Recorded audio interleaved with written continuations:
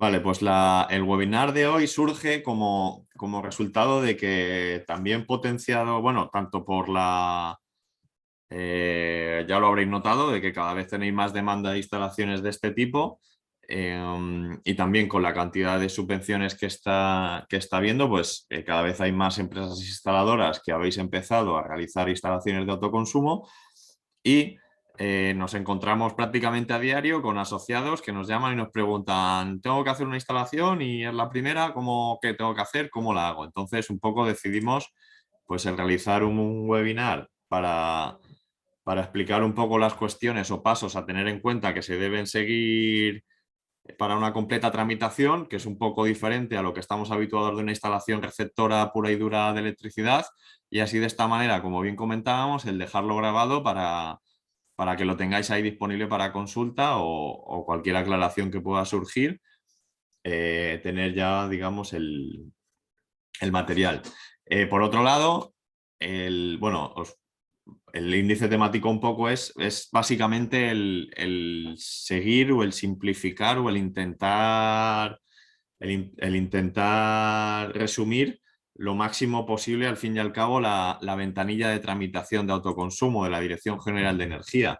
Entonces vamos a ir viendo un poco pues, esos pasos, que serían, al principio veremos unos conceptos previos, una serie pues eso, que la gente suele preguntar o que suelen crear un poco más de confusión, de tener en cuenta desde el principio, para luego ir viendo pues, lo que sería la solicitud del punto de conexión, en qué casos o cómo hay que pedir licencia o comunicación previa, cómo es el trámite 034, lo que sería el boletín de este tipo de instalaciones, contrato técnico de acceso si procede, la modificación del contrato del cliente para que en ese momento sería el paso final en el que el cliente pasase a cobrar ese excedente, ese mecanismo de compensación simplificada si lo hubiera.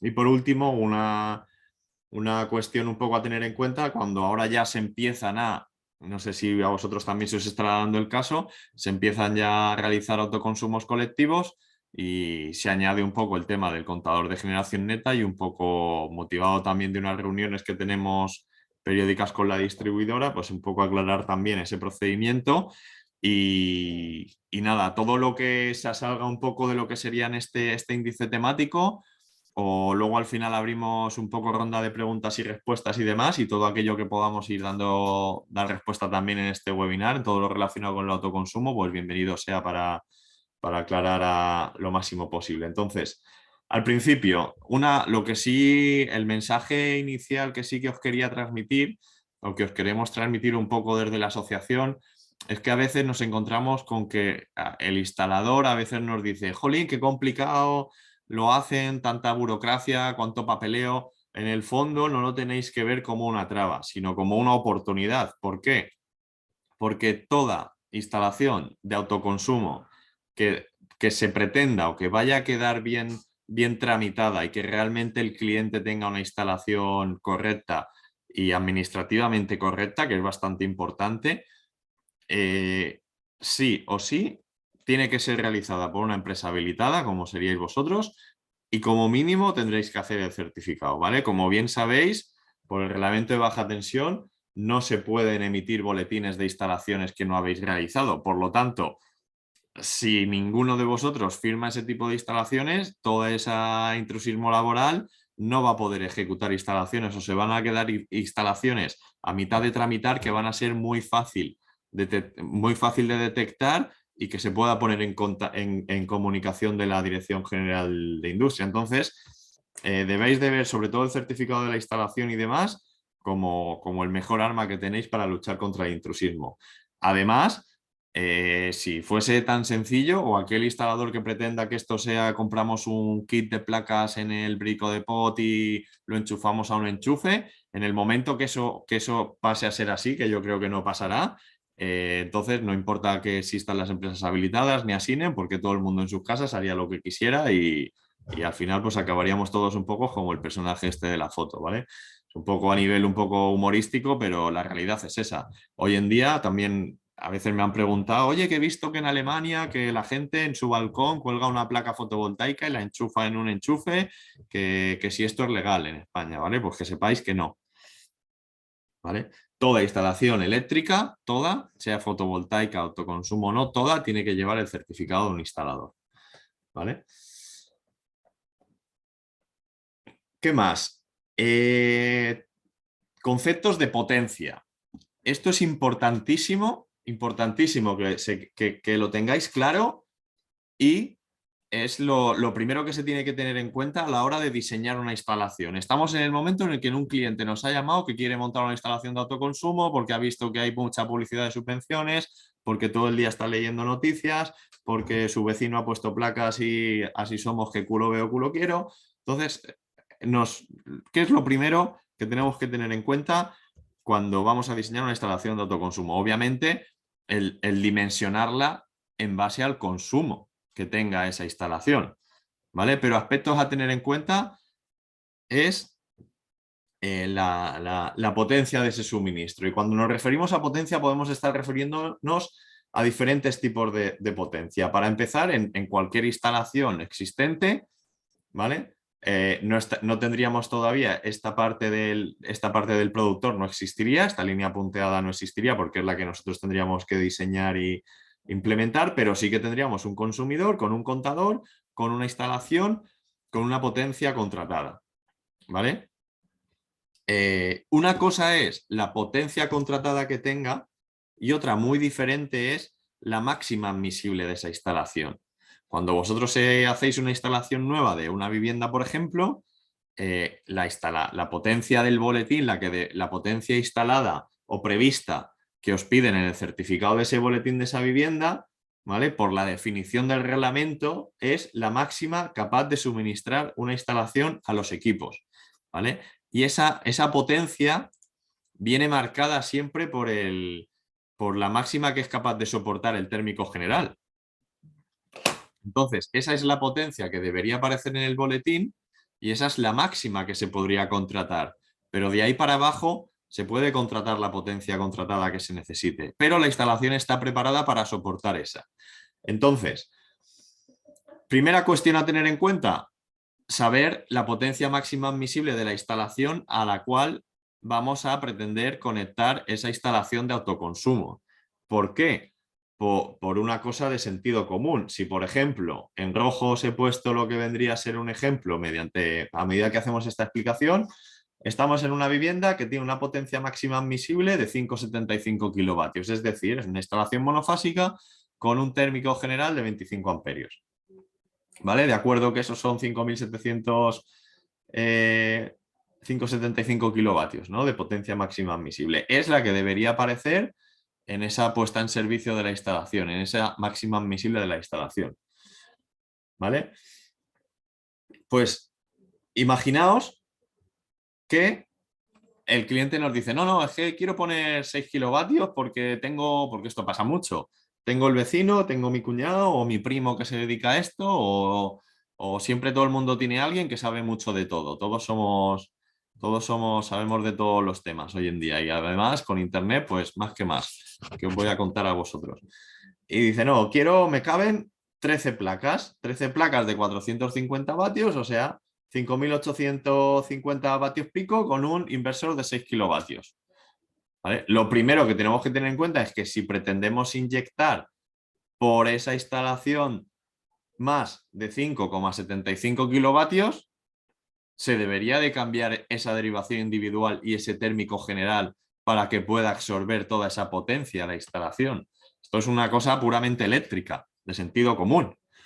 ¿Vale? Entonces, en ese caso, aparte del diseño de la instalación fotovoltaica, al cliente deberíamos de informarle, oye, mira, para poder instalar esta potencia, te debería de sustituir la derivación individual para poner un térmico general superior y hacerte la tramitación de ese boletín de modificación de instalación para aumentar esa máxima admisible para que te soporte esta potencia que tú quieres instalar. O, a lo mejor, otro caso sería el no, pues mira, por un poco los consumos que tienes, con una instalación de 4 kilovatios sería suficiente. No hace falta, no vas a aprovechar toda la generación y vas a generar un excedente que aunque veamos que puede ser que te lo compensen, no va a compensar tanto como el sobrecoste que suponga esa instalación. Entonces, ese asesoramiento también es importante que se lo deis al cliente Y haciendo un poco hincapié en lo que hemos dicho al principio, un buen instalador o una empresa habilitada al final, el poder asesorar y recomendar todo este tipo de cosas al cliente, pues siempre será que el cliente tenga una percepción de mayor profesionalidad. ¿Vale? Entonces, primera potencia que hay que tener en cuenta, la máxima admisible del suministro, la del boletín, la del térmico general, ¿vale? Porque esa va a ser la que nos va a marcar la máxima potencia que vamos a poder introducir en esa instalación sin tener que modificarla. Luego, la potencia de la propia instalación fotovoltaica.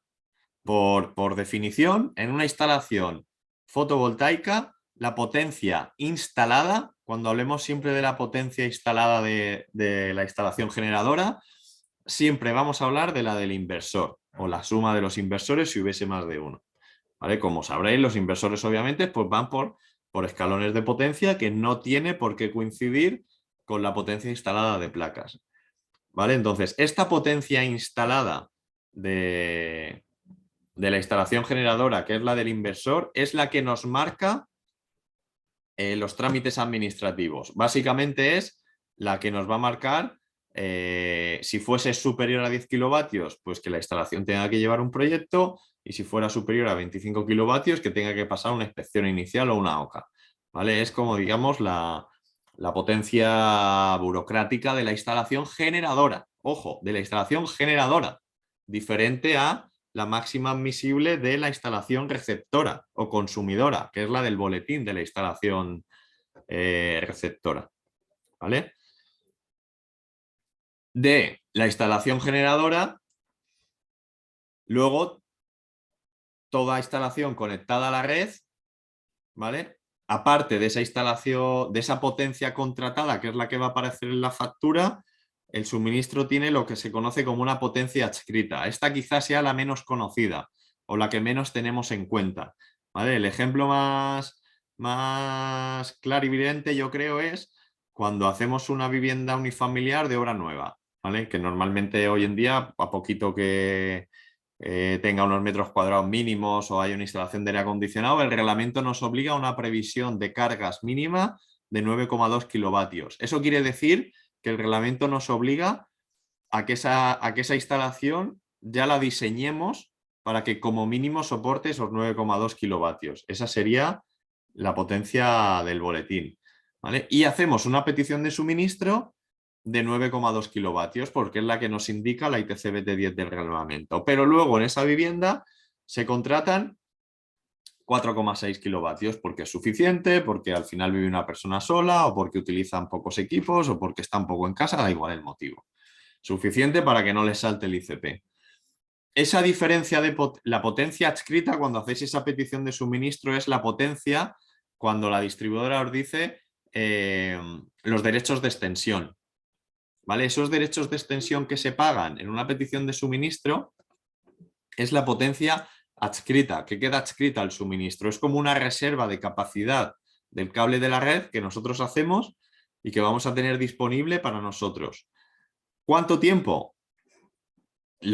Toda la que contratemos, mientras esté contratada, la tenemos, esa reserva de capacidad del cable de la red para nosotros, y si hay diferencia entre la que hemos contratado y la que hemos solicitado a la red de distribución, en baja tensión esa potencia adscrita se mantiene durante 3 años. Es decir, nos podemos encontrar con un suministro que tenga un boletín de 5,75 de máxima admisible, que tenga 4,6 de potencia contratada y que esos 4,6 coincidan con la potencia adscrita, porque hace 10 años que tiene esa potencia contratada. ¿Vale? Entonces, si pretendemos instalar 6 kilovatios de inversor conectado a la red de distribución con excedentes para que nos cobren los excedentes, la distribuidora me dirá, oye, no puedes verter, no puedes, no, porque siempre se va a poder, ¿vale? Pero para que tú puedas verter 6 kilovatios a la red, de momento solo tienes autorizados o reservados para ti 4,6, ¿vale?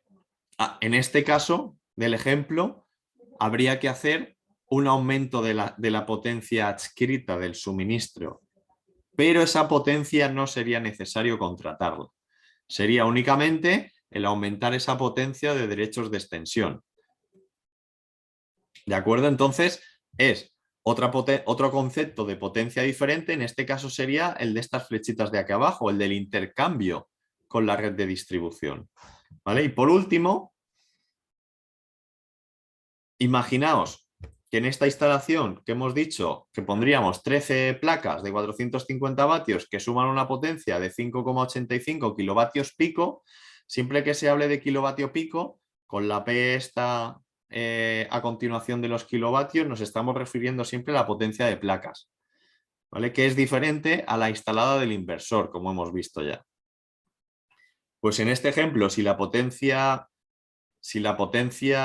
de placas es 5,85 kilovatios pico, ¿cuál va a ser la máxima potencia que voy a ser capaz de verter a la red?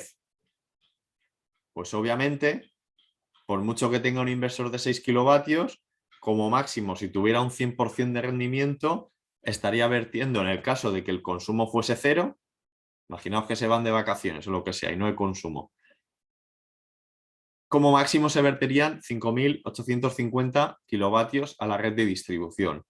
Por lo tanto, cuando tuviese que hacer, si fuese necesario, ese aumento de potencia adscrita a la red de distribución, porque actualmente solo dispongo de 4,6, la potencia solicitada o la potencia de vertido sí que será la menor entre la de placas y la del inversor.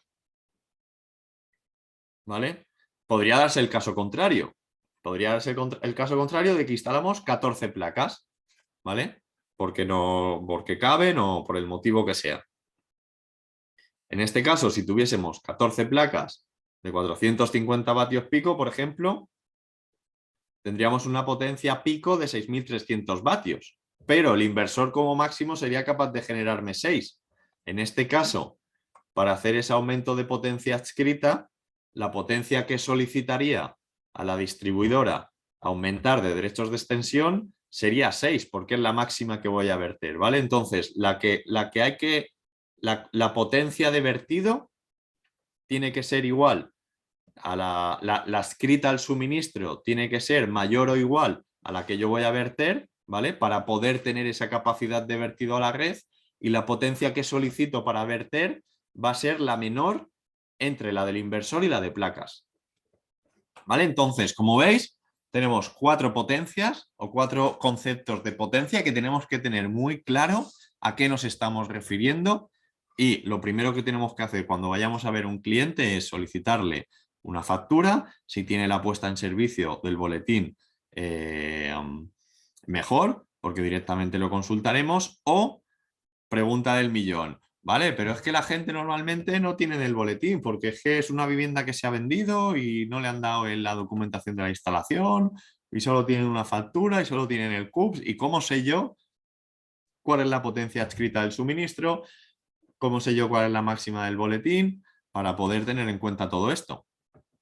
Hay varias maneras. Los que, si alguno de vosotros sois agente de Fenia Energía, ya sabéis que tenéis una herramienta de consulta con el CUPS que os da esa información.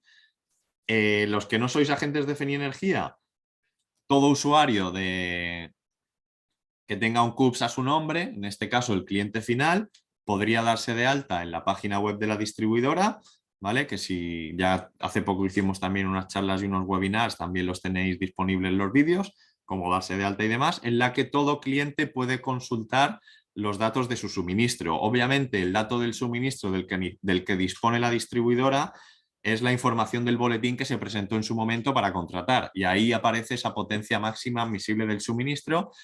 Y obviamente los derechos de extensión, como es un tema con la distribuidora también es conocedora de ellos. Ya, pero es que el cliente, pues, ¿cómo le digo que se dé de alta, se cree el usuario y se meta, me informe? Bueno, si hay clientes que ya poco a poco con el tiempo, igual que todos tenemos la aplicación en el móvil de todos nuestros suministros y servicios, poco a poco la gente irá educándose energéticamente y será habitual tener la aplicación de la distribuidora en el móvil, y el cliente lo comprobará en el móvil y nos podrá dar ese dato. Mientras eso ocurre y este conocimiento un poco se expande, vosotros que yo os recomiendo que sí que tengáis el usuario de la distribuidora, no solo para vuestros suministros, sino también para todo lo que es gestiones de peticiones de suministro y tema de solicitudes de autoconsumo y demás, podríais, hay una opción para que os autoricen a ver el suministro del cliente. Entonces vosotros desde vuestro usuario podéis gestionar esa autorización. Sería similar a una autorización de una petición de suministro, tendríais que adjuntar esa autorización firmada por el cliente y podríais verlo vosotros desde vuestro usuario. Sería otra opción en el caso de los que no tenéis la herramienta de Fenienergia. ¿Vale? Pero bueno, hoy en día es un dato que cada vez más yo creo que vosotros estaréis acostumbrados a consultar y el cliente también poco a poco irá siendo conocedor de ello a medida que con esto del autoconsumo se va poniendo más... La gente va siendo más consciente de su consumo, de su instalación, de su potencia. Entonces, este tema que sobre todo la variedad de conceptos de potencias, me gustaría que quedase bien claro. ¿Tenéis alguna duda, pregunta? ¿Os habéis encontrado casos? Veo que nadie dice nada por el chat, ¿vale? Prosigo.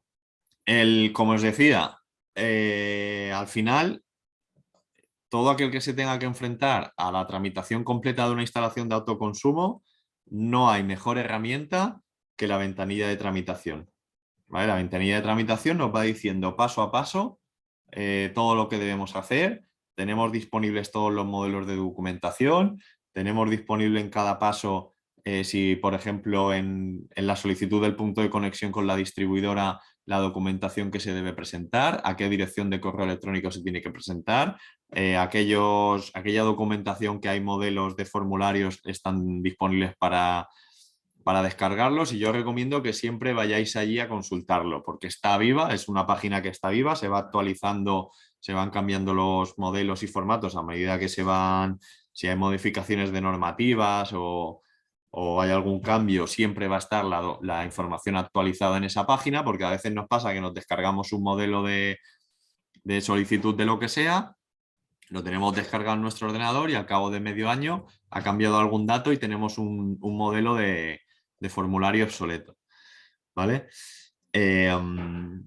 Entonces es la mejor herramienta de consulta. Yo siempre digo que es tan importante o no es tan importante el tener la información o saber la información o conocerla, sino saber dónde ir a buscarla para consultarla en cualquier momento. Y en tema de instalaciones de autoconsumo, la ventanilla de tramitación es esa herramienta fundamental.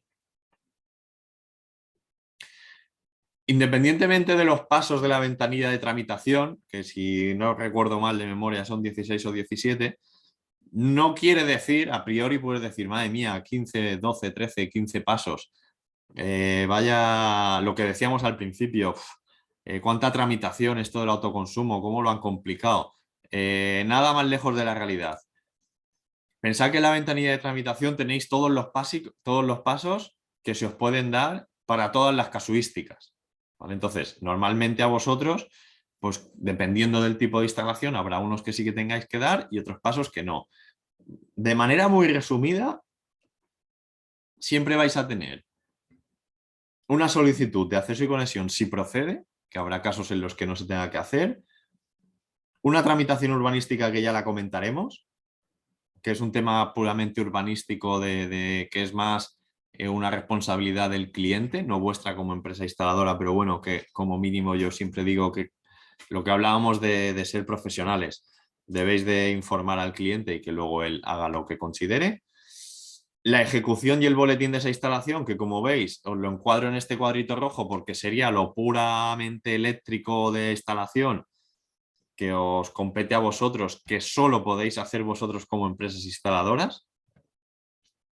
El solicitar un contrato técnico de acceso, volvemos a la coletilla de si procede, porque habrá casos en los que no se tenga que gestionar. Y por último, el cliente modificar su contrato de suministro, ¿vale? Aquí abajo os dejo también en dónde se gestiona, ¿vale? El punto de conexión con la distribuidora, el trámite urbanístico con el ayuntamiento, la ejecución de la instalación seréis vosotros, el boletín en el trámite UDIT a la Dirección General de Energía, contrato técnico con distribuidora y el contrato de suministro se modifica con la comercializadora, ¿vale? Repito, insisto, y a lo mejor son muy pesados, todas las instalaciones de autoconsumo que no estén realizadas por una empresa habilitada con su correspondiente boletín van a estar, van a estar incorrectas. Y además se van a dar dos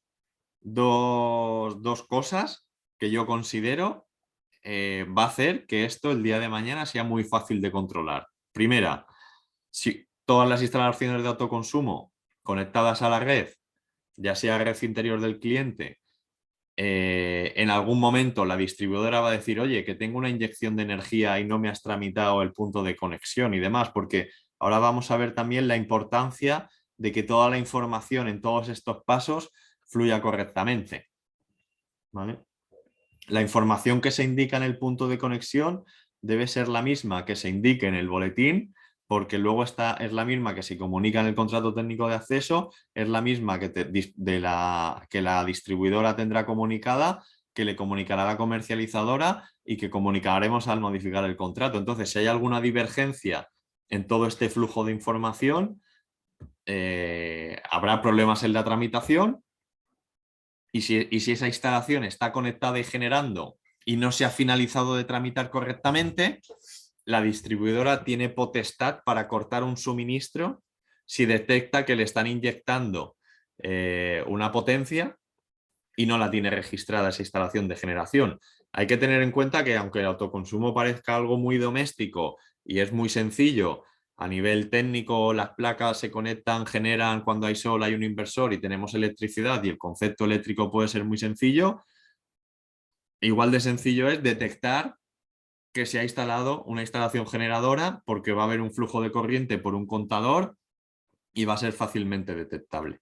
Eso por parte de la distribuidora. Y por parte ya un tema más urbanístico, el día de mañana unas placas fotovoltaicas va a ser difícilmente ocultables y que no se vean a simple vista que se han instalado. ¿Vale? Otro concepto importante que debemos de tener desde el principio es toda instalación de autoconsumo, toda siempre va a estar dentro de una modalidad de autoconsumo. ¿Vale? Por un lado están, cuando hablamos de autoconsumo, también nos podemos referir a instalaciones aisladas, ¿vale? Las instalaciones aisladas no es que no sean objeto de este webinar, pero no irían, digamos, la tramitación no iría por todo por lo que vamos explicando aquí.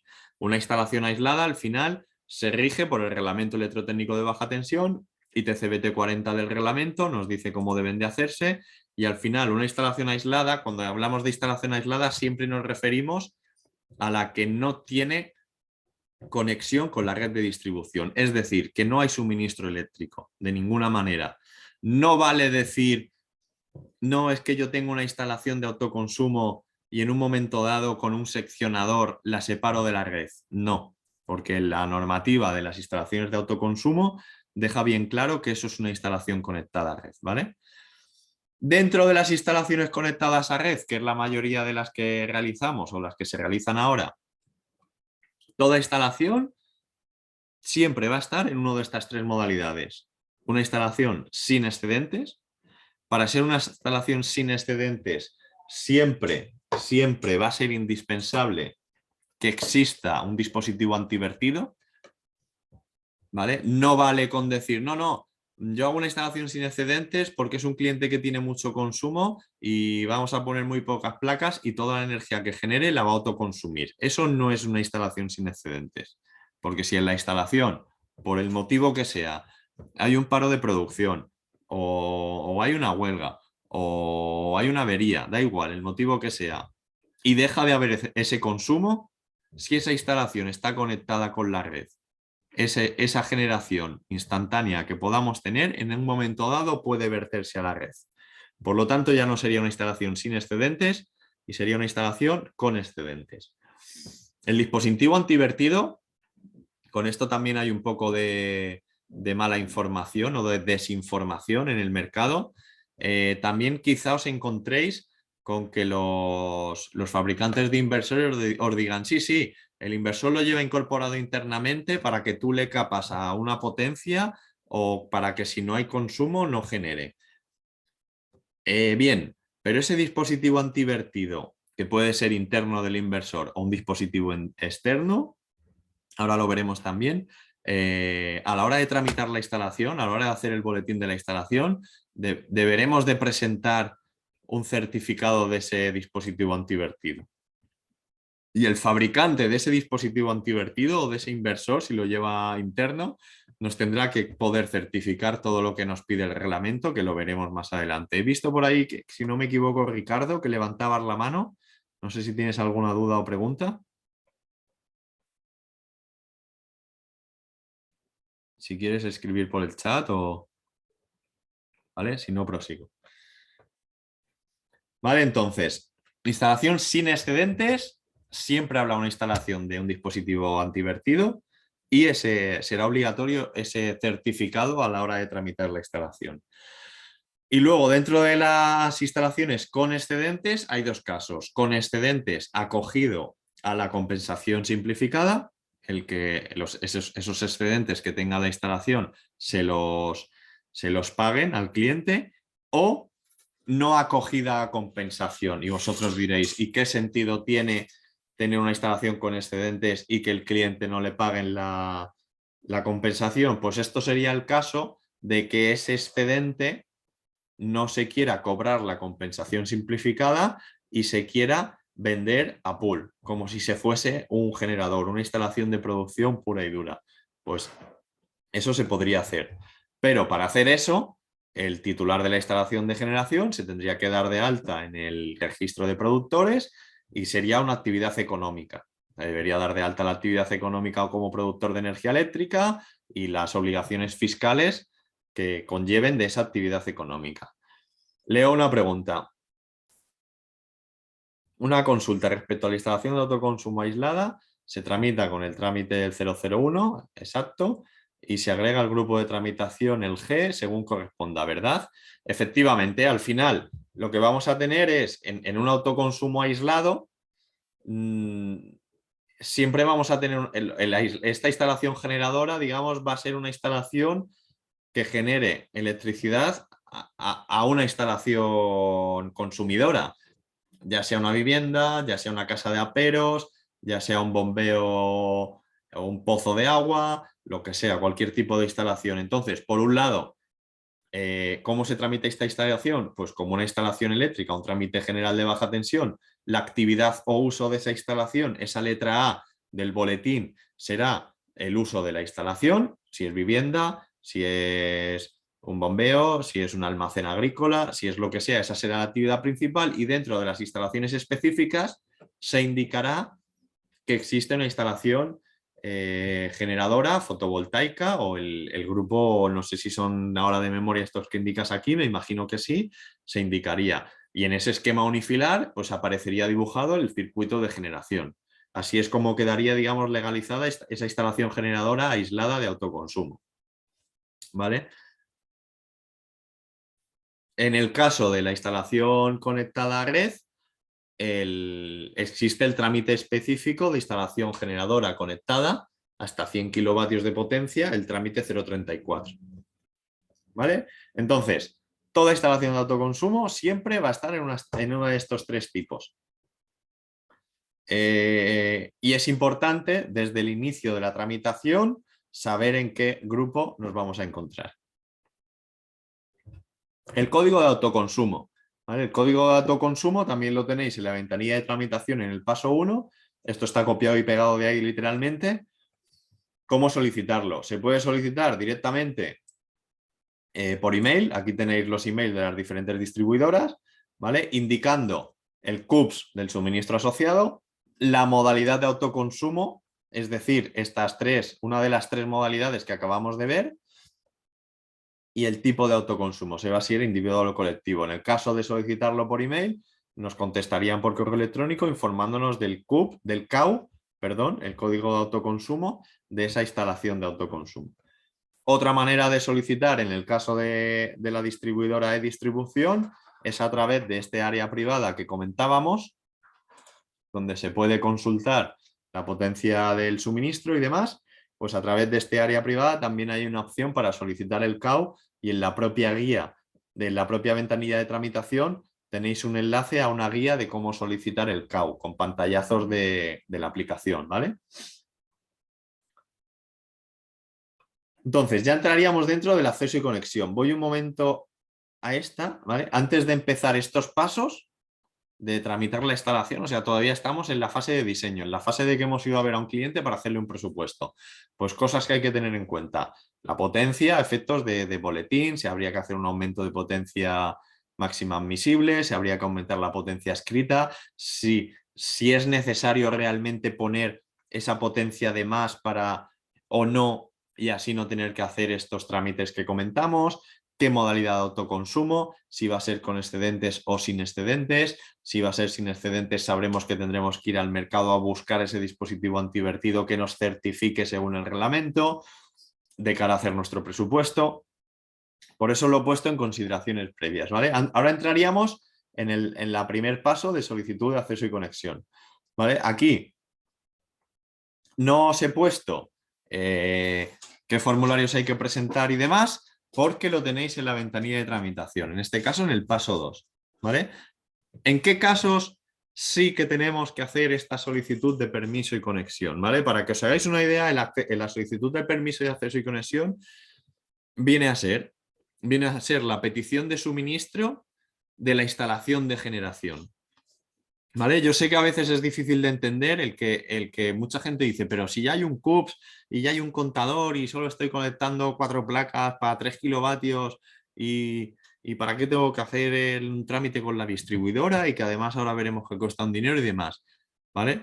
Porque no olvidéis, y además esto es como profesionales, que lo que estamos haciendo es conectar una instalación de generación sobre una instalación de consumo. ¿Vale? Entonces, hasta ahora, en el sistema eléctrico, las instalaciones eran todas receptoras de electricidad de la red de distribución. Ahora pasan a ser generadoras e inyectoras a la red de distribución. Por eso es necesario hacer esta petición de suministro, digamos, este solicitud de los permisos de acceso y conexión de la instalación generadora. Normalmente, sobre todo cuando hablamos de autoconsumos domésticos, el punto de conexión de la instalación generadora coincide con el punto de conexión de consumo, pero es necesario hacer ese trámite para que la distribuidora tenga constancia de que en ese punto de conexión va a haber una inyección de red.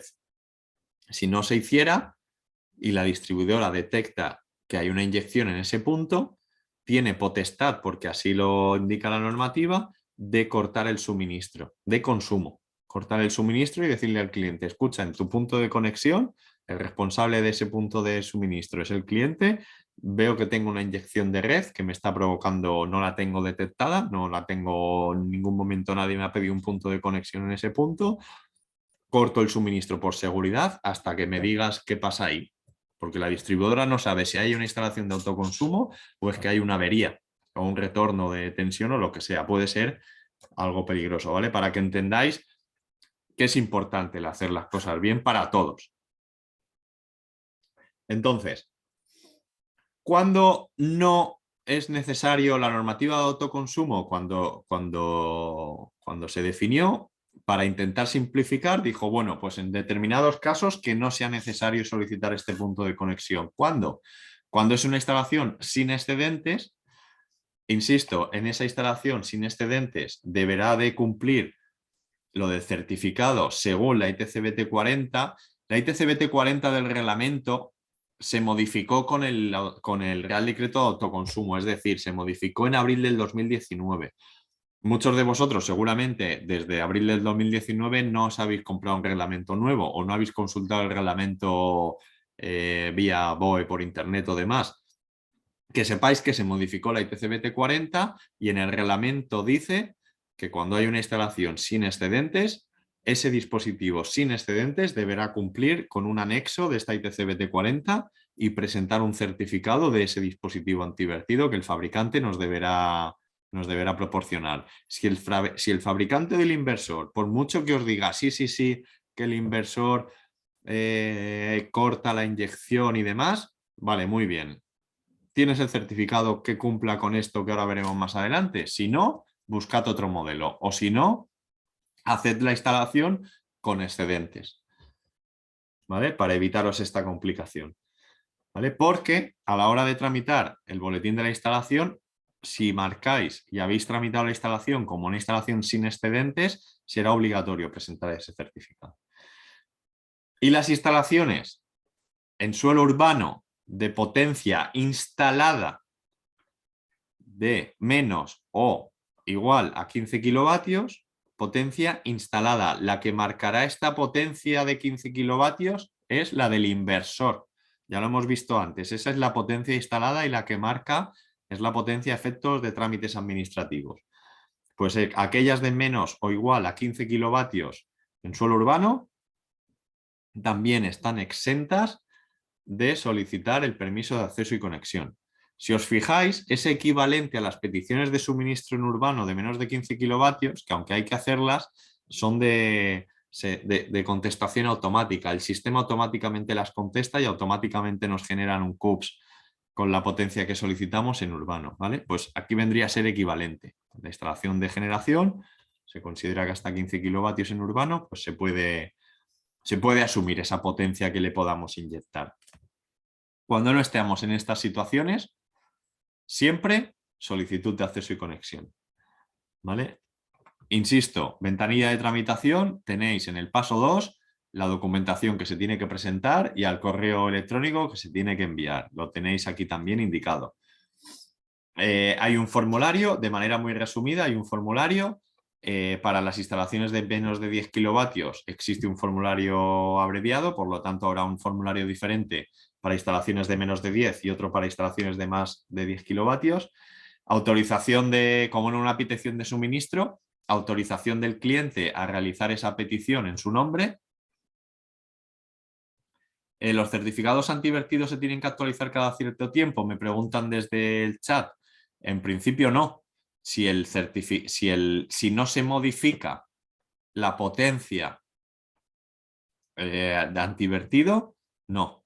Es decir, se pueden dar dos situaciones con el antivertido. Una, que sea, si estamos hablando de una instalación sin excedentes, siempre va a ser un antivertido total, es decir, que en ningún momento habrá vertido de potencia a la red y por lo tanto ese dispositivo estará certificado y configurado para que nunca vierta a la red y mientras no se modifique la instalación seguirá siendo válido ese dispositivo antivertido y seguirá siendo válido ese certificado y no habrá que actualizarlo, ¿vale? Lo que tú comentas quizá es si se hace una limitación con un vertido parcial, ¿vale? Por ejemplo, no, que no vierta más de 5 kilovatios y dentro de 5 años queremos que como máximo vierta 7 kilovatios. Entonces tendrías que volver a presentar el certificado como que está limitado a 7 kilovatios. Ahí quizás sí habría que volver a emitir este certificado, pero eso estaríamos hablando ya de un vertido parcial, limitado parcialmente. Y ya no sería una instalación sin excedentes, ¿vale? Porque si hay un vertido parcial ya hay vertido, ya hay excedentes. Ya estaría dentro de otra, o excedentes con compensación simplificada o excedentes sin compensación simplificada, pero ya sería una instalación con excedentes si hay vertido parcial, ¿vale?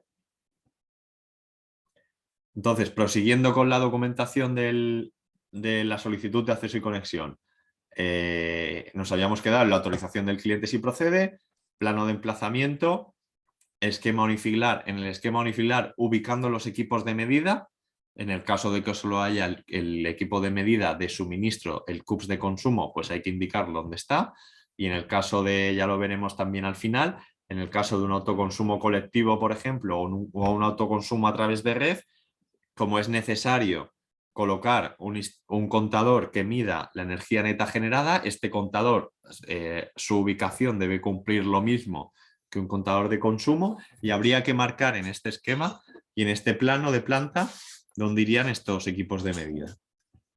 El certificado del fabricante del inversor, que es un certificado de conformidad, como que cumple, luego más adelante os he puesto un ejemplo, ¿vale? Y el justificante de pago de estudio y conexión. Esto también últimamente, como antiguamente al principio, hace unos años, no se pagaba por el estudio de conexión de ciertas instalaciones, ahora desde hace un año aproximadamente sí que la distribuidora tiene potestad para cobrar por estos estudios y lo que está cobrando actualmente son 121 euros IVA incluido. Entonces, se pueden dar dos posibilidades. Que directamente hagáis el pago del estudio a la hora de hacer la solicitud o, como veremos aquí un poco en los pasos, ¿vale? Los pasos que se siguen cuando hacéis la solicitud, vosotros presentáis una solicitud. Si hay algún dato mal, si os falta documentación, os podrían hacer un requerimiento de subsanación de la documentación, ¿vale? En el caso de que estuviera todo correcto, directamente la distribuidora os envía una propuesta previa de acceso y conexión, una propuesta previa de punto de conexión. Esta propuesta previa no es el punto de conexión todavía. Como su nombre indica, es una propuesta previa. Pues en esta propuesta previa, que es como una carta de condiciones técnico-económicas similar, en esta propuesta previa os daría las instrucciones de cómo proceder al pago de este coste de estudio y conexión. Os indicarían el importe, el número de cuenta y dónde enviar ese justificante de pago, ¿vale? Entonces, el pago de esa propuesta previa se consideraría como la aceptación. Entonces, a la hora, no, aunque a veces paguéis, hasta que no enviáis ese justificante de pago, no se considera aceptada esa propuesta previa. ¿Vale? Así que una de dos, o directamente con toda la solicitud, directamente enviáis el justificante de pago, o si, porque ya tenéis, ya sabéis qué número de cuenta es y demás, o enviáis la documentación, os enviáis la propuesta previa, esa propuesta previa, importante, caduca a los 30 días, si pasados esos 30 días no se ha contestado, no se ha aceptado, no se ha pagado, no se ha enviado ese justificante de pago, caducaría y habría que volver a hacer la solicitud nuevamente. No es posible rescatarla, digamos. Se haría una solicitud nueva con un número nuevo de expediente. Vale, esa propuesta previa la aceptamos y una vez la hemos aceptado, posteriormente es cuando nos envían la carta con la emisión de permisos, ¿vale? Que ahora también un poco más adelante os he puesto un ejemplo y lo veremos. Esta, en las instalaciones en las que es necesario solicitar el punto de conexión a la hora de tramitar y hacer ese boletín, nos pedirá el informe de la compañía, esta emisión de permisos. ¿Vale? Por lo tanto, porque también nos encontramos en los que hay instaladores que dicen a la hora de hacer el boletín, me está pidiendo la emisión, el informe de la distribuidora de los permisos de acceso y conexión, ¿esto qué es? Entonces es un trámite que debería estar realizado previa a la ejecución de la instalación. ¿De acuerdo? ¿Vale?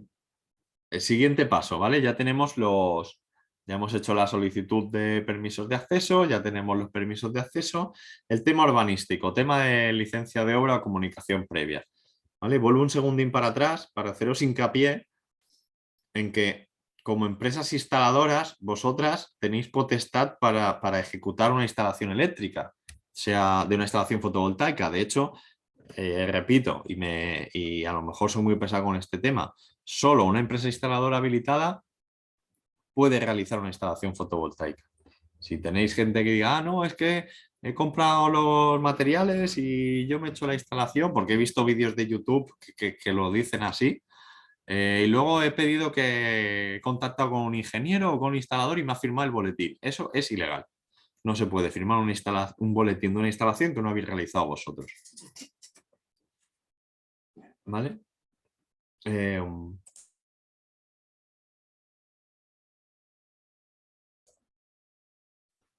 Entonces, este trámite urbanístico es un trámite que viene de la normativa urbanística.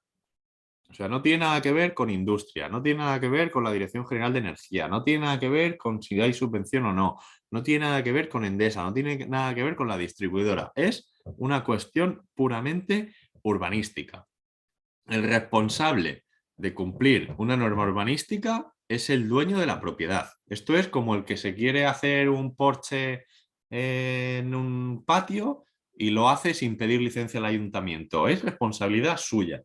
¿vale? Pero no va el albañil que le hace el porche y le legaliza el porche, ni le hace responsable de que el porche sea ilegal, ni no es el albañil el responsable es el dueño de la propiedad. Pues en una instalación fotovoltaica igual. La empresa, vosotros como empresa instaladora no sois legalizadores de viviendas ilegales, ni de construcciones ilegales, ni os tenéis que sentir obligados a realizar tramitaciones urbanísticas. Otra cosa es que digáis, bueno, pues para dar el servicio completo, pues más o menos pues es un trámite que puedo asumir, o tengo un ingeniero en plantilla y domina el tema y le puedo decir al cliente, pues el trámite con el ayuntamiento te lo puedo gestionar yo. Obviamente, como cualquier gestión, como el gestor a vosotros, cualquier tramitación o gestión que os hace os la cobra, vosotros tenéis que valorar si cobráis por ese servicio y a cuánto. Eso es una cosa vuestra de vuestras empresas. Pero insisto, es responsabilidad del titular de la instalación, ¿vale? ¿Qué me refiero a esto? Pues que si el día de mañana, lo que decía de las placas fotovoltaicas, yo creo, y esto ya es, abro un poco un paréntesis y es una opinión personal, el día de mañana los ayuntamientos van a tener muy fácil el hacer un control sobre obras ilegales. Igual que ya seguro que muchos de vosotros sabéis, pues por ejemplo, piscinas, tema de porches, aumentos de habitaciones y demás, hoy en día con las fotos aéreas es súper sencillo y unas placas fotovoltaicas prácticamente seguramente sea fácil de ver desde la calle. Quizá el día de mañana el ayuntamiento le diga, oye, que has hecho unas placas fotovoltaicas y no me has pedido ningún tipo de licencia o comunicación previa, ¿vale?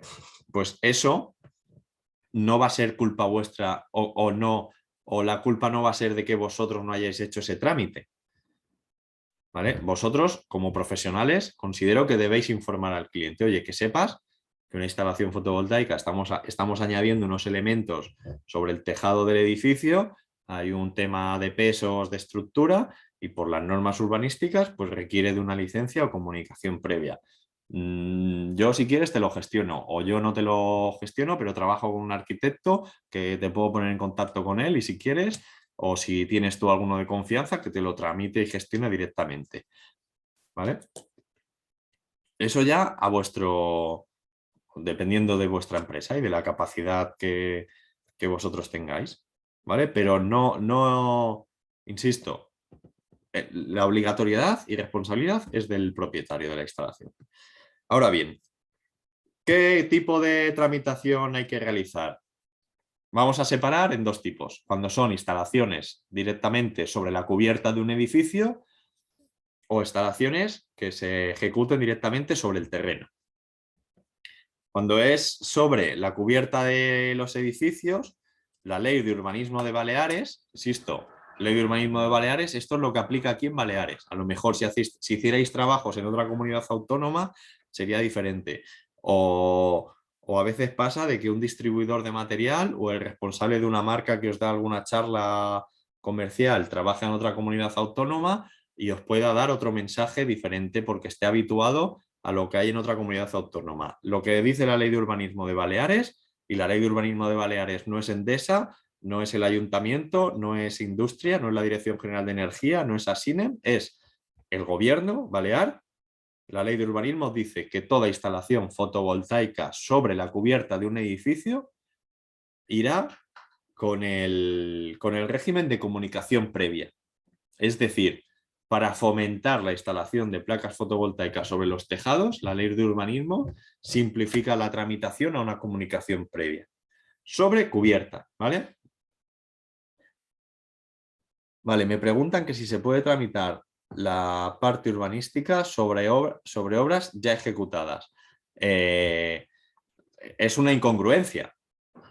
Es una incongruencia, porque se supone que este trámite es como si en otros aspectos ligados a la construcción lo tenemos claro. Te hago la pregunta de otra manera.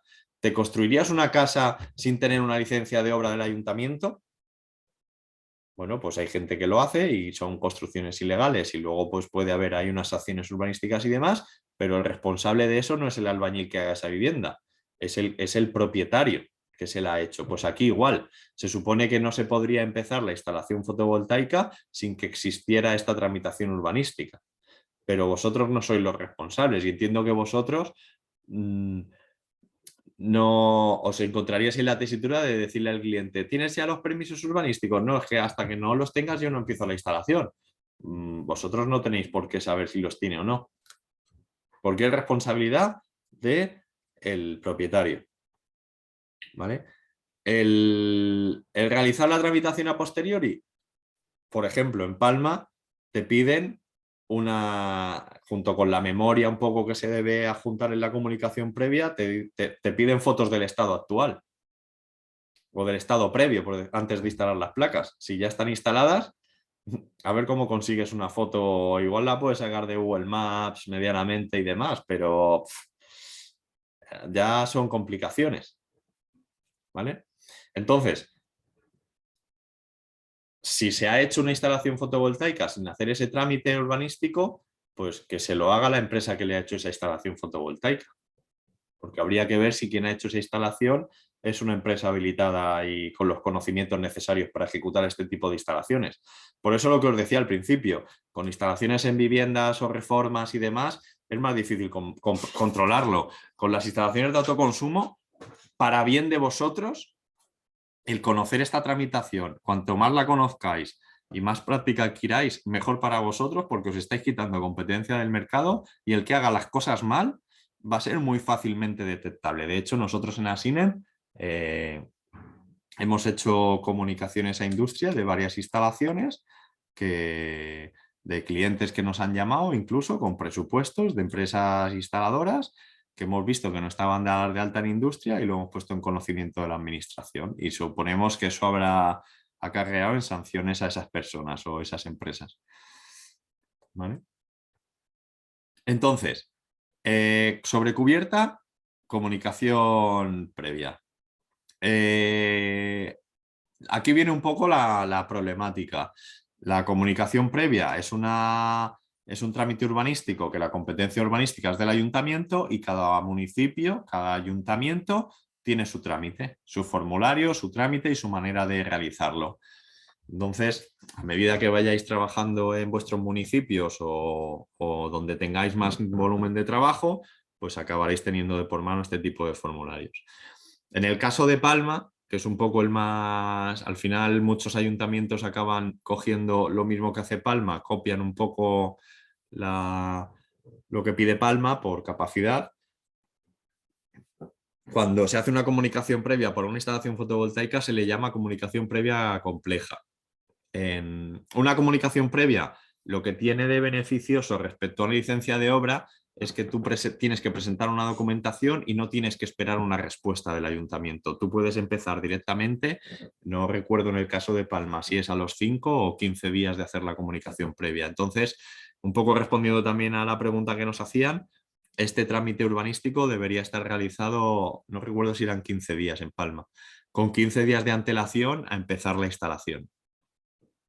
¿Vale? Pero este plazo puede variar dependiendo del ayuntamiento. A lo mejor hay ayuntamientos que te dicen que al día siguiente de hacer la comunicación previa ya puedes empezar, sin necesidad de una autorización por parte del ayuntamiento. Lo cual no quiere decir que no pueda haber un requerimiento de subsanación de esa documentación o que estemos haciendo una comunicación previa para algo que no podamos hacer y que luego nos digan, oye, esto que me estás diciendo no se puede hacer, échalo para atrás. ¿Vale? La comunicación previa, sobre todo en el caso de Palma, hay unas excepciones en las cuales una instalación sobre cubierta no puede ir con comunicación previa. Son unos casos bastante fáciles de entender y asumir. En el caso de que sea un edificio de interés cultural o catalogado, imaginaos, por ejemplo, un ejemplo un poco exagerado, poner instalaciones fotovoltaicas sobre la catedral, pues todos quizás sea fácil entender que no se puede hacer con una comunicación previa y quizá haya que pedir una autorización o que directamente esté prohibido, aunque sea la cubierta sobre un edificio según la ley de urbanismo. Que afecten a los cimientos o la estructura del edificio, este punto es muy importante. Vosotros como instaladores, alguno es tiene competencia en decir si la estructura que voy a añadir al tejado o las placas o el peso que le voy a añadir afecta al cimiento o a la estructura del edificio? Pues se supone que no tenéis esta competencia para poder decir eso. Por eso en la comunicación previa piden la dirección de obra de un arquitecto o aparejador o un técnico titulado competente y una declaración responsable como que esa instalación no afecta a la estructura del edificio. Eso yo entiendo que esa declaración responsable vosotros no tenéis competencia para firmarla porque no tenéis el conocimiento a priori para poder determinarlo. ¿Vale? Entonces, insisto, este trámite, si dependiendo del tipo de empresa que tengáis, lo podréis asumir internamente en la empresa o lo tendréis que derivar o colaborar con un arquitecto o un ingeniero o directamente decirle al cliente, oye, mira, yo no lo hago, pero que sepas que lo tienes que hacer. Yo sé que le podéis decir le podéis a lo mejor incluso informar al cliente de la documentación necesaria si tenéis el trámite por mano del ayuntamiento, pero decirle, pues, búscate un arquitecto o alguien que te lo firme. ¿Vale? Y os daréis cuenta de que ese arquitecto o ese ingeniero ese asume y esa declaración de que declara de que no está en ninguno de estos supuestos que dice la ley de urbanismo, lo cobra bien. ¿Vale? ¿Qué quiero decir con esto? Que vosotros también tenéis que poner en valor vuestra profesionalidad y la documentación que vosotros si estáis obligados a realizar, ese boletín. ¿Vale? Ese boletín es una documentación que os responsabiliza de que habéis ejecutado esa instalación y de que eso está correctamente ejecutado. ¿Vale? Por lo tanto, poned en valor también, igual que otras profesiones, ponen en valor sus conocimientos. ¿Vale? El cuánto consideréis que se debe cobrar, eso ya es un tema interno vuestro, de cuánto valoréis vuestro trabajo. ¿Vale? Pero sí que tened en cuenta que la comunicación previa, pues eso, seguramente haga falta la firma ahí de un arquitecto similar. Cuando estamos sobre el terreno, ¿vale? Habrá dos supuestos, suelo urbano y suelo rústico. Suelo urbano lo mismo, habrá que atenerse a lo que diga la norma subsidiaria del ayuntamiento, pero ya no estaremos amparados por esa ley urbanística que dice que va por comunicación previa. Es decir, cuando ya no hablamos de comunicación previa es porque quizá sea necesaria pedir una licencia de obra al ayuntamiento directamente. Entonces, ahí ya sí que no se puede empezar esa instalación hasta que no haya esa autorización o esa licencia de obra concedida por el ayuntamiento. Lo mismo, siempre en todos los ayuntamientos se requiere licencia de obra para una instalación sobre el terreno. Dependerá de cómo esté regulada su norma subsidiaria. Habrá que preguntar a cada ayuntamiento. En suelo rústico, estaríamos en el mismo supuesto de la licencia de obra, ¿vale? No quita que no haya que pedir licencia de obra, ¿vale? Pero en suelo rústico ha habido bastante de sobreinformación o de que si el plan director, que si las zonas de actitud, que si está permitido o no, ¿vale? He intentado resumir aquí un poco un par de casos que se pueden dar para que entendáis los diferentes conceptos, ¿vale? Por un lado, cuando vamos a una instalación sobre el terreno, habrá que hacer la consulta al ayuntamiento de si requiere una licencia de obra.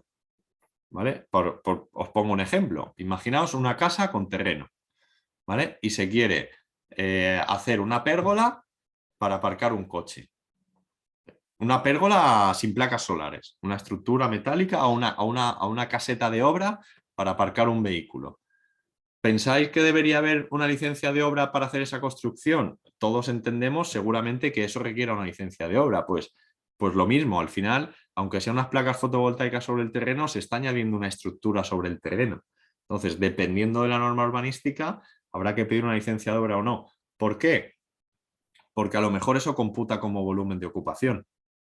Entonces, a lo mejor esa construcción tiene el máximo de volumen de ocupación y no se puede ampliar ni se puede construir más. Dependerá de la casuística. ¿Vale?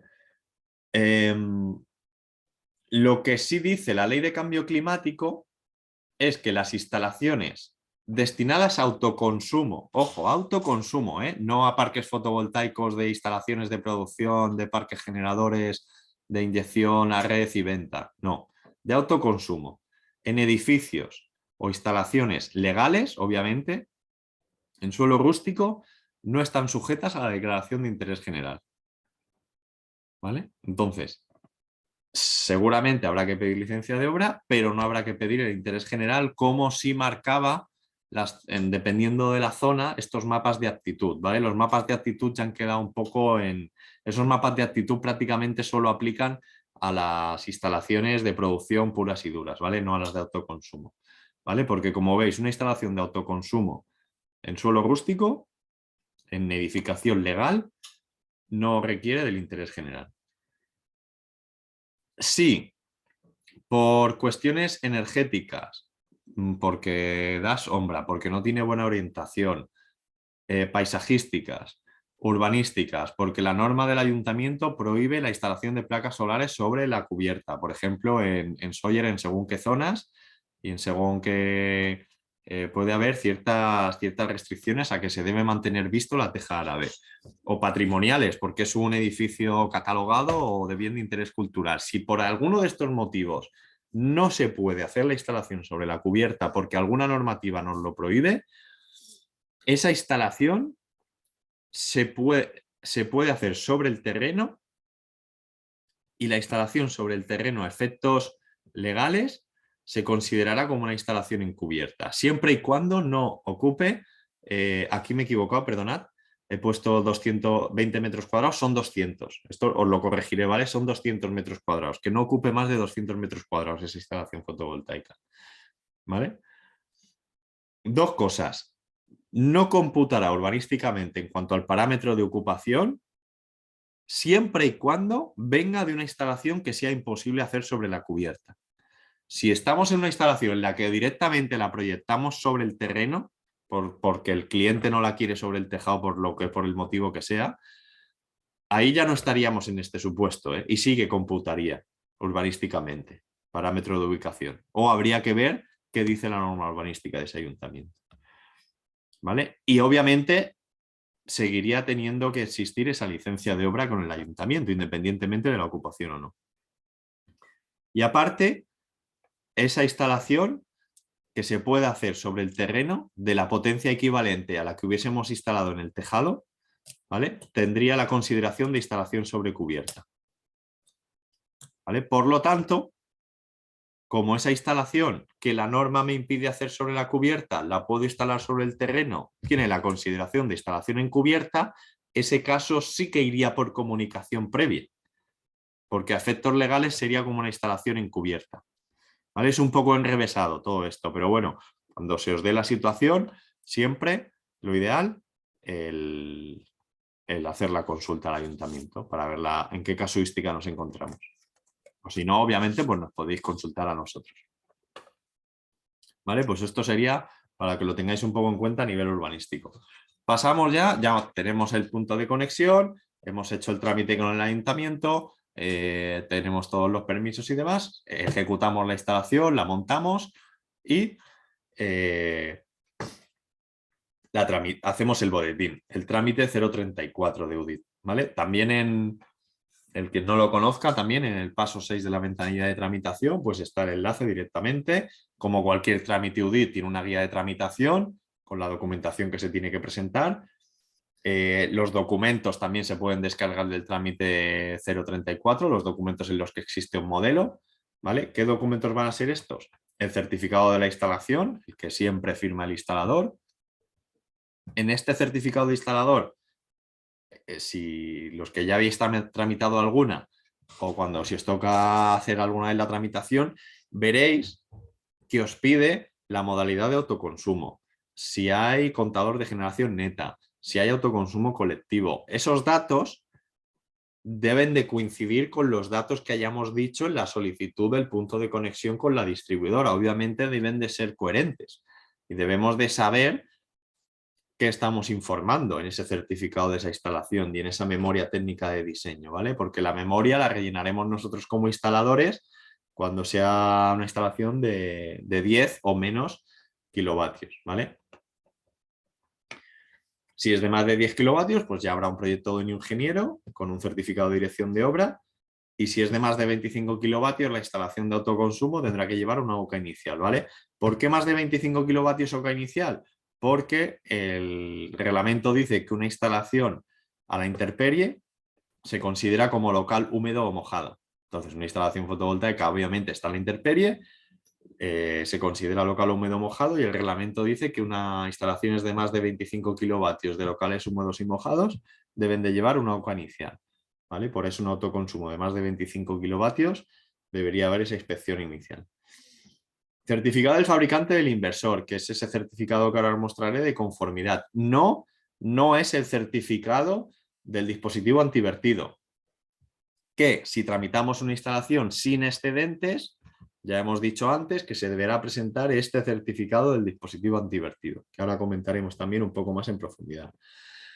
En el caso de, si por ejemplo le digo que soy una instalación en rústico de 3 kilovatios, como una instalación en rústico de 3 kilovatios tiene que llevar solicitud de acceso y conexión, para el trámite del boletín me va a pedir que le adjunte los permisos de acceso y conexión. Por eso es importante el hacer todos los pasos en orden y conocerlos, para luego no encontrarme con tramitar cosas a posteriori de haberlas realizado, que ya estamos entrando ahí en irregularidades. Y por último, el certificado de verificación de la instalación.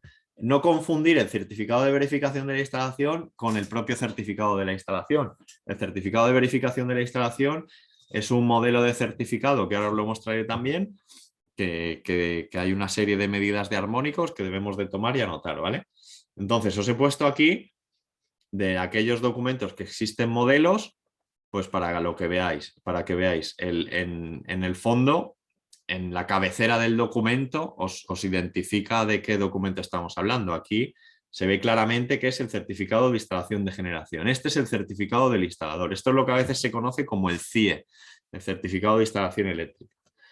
¿Vale? Pues lo que os comentaba, aquí ya os pide si está en rústico o en urbano, la modalidad, si es sin excedentes, con excedentes con compensación, con excedentes sin compensación, si requiere contrato de servicios auxiliares o no, si es un autoconsumo colectivo o no, si es a través de red, la potencia de la instalación, potencia total de producción instalada. ¿Cuál será la potencia total de producción instalada? La del inversor. Por definición, la potencia instalada de una instalación de generación es la potencia del inversor. ¿Vale? ¿Vale? Pues estos datos, tanto de vuestro certificado como de vuestra memoria técnica de diseño, que si os fijáis algunos son recurrentes, es muy importante que coincidan con los de la solicitud del punto de conexión, que coincidan con los del contrato técnico de acceso, porque luego veremos el por qué es tan importante que estos datos sean correctos y coherentes. ¿Vale? La memoria técnica de diseño, pues lo mismo, tenéis el documento modelo en el trámite 034, en la cabecera memoria técnica de diseño. Como cualquier memoria técnica de diseño, junto con la memoria se tiene que adjuntar plano de planta, plano de emplazamiento y el esquema unifilar de la instalación. ¿Vale? Si la instalación lleva proyecto, esa documentación ya estará dentro de ese proyecto de ese ingeniero y por lo tanto no se precisa la memoria técnica, solo en el caso de que exista proyecto. Y este es el certificado de verificación, el de las pruebas. ¿Vale? Como veis, os pide una serie de pruebas y de comprobaciones que se deben realizar antes de poner en servicio la instalación, y estos son las medidas de los armónicos.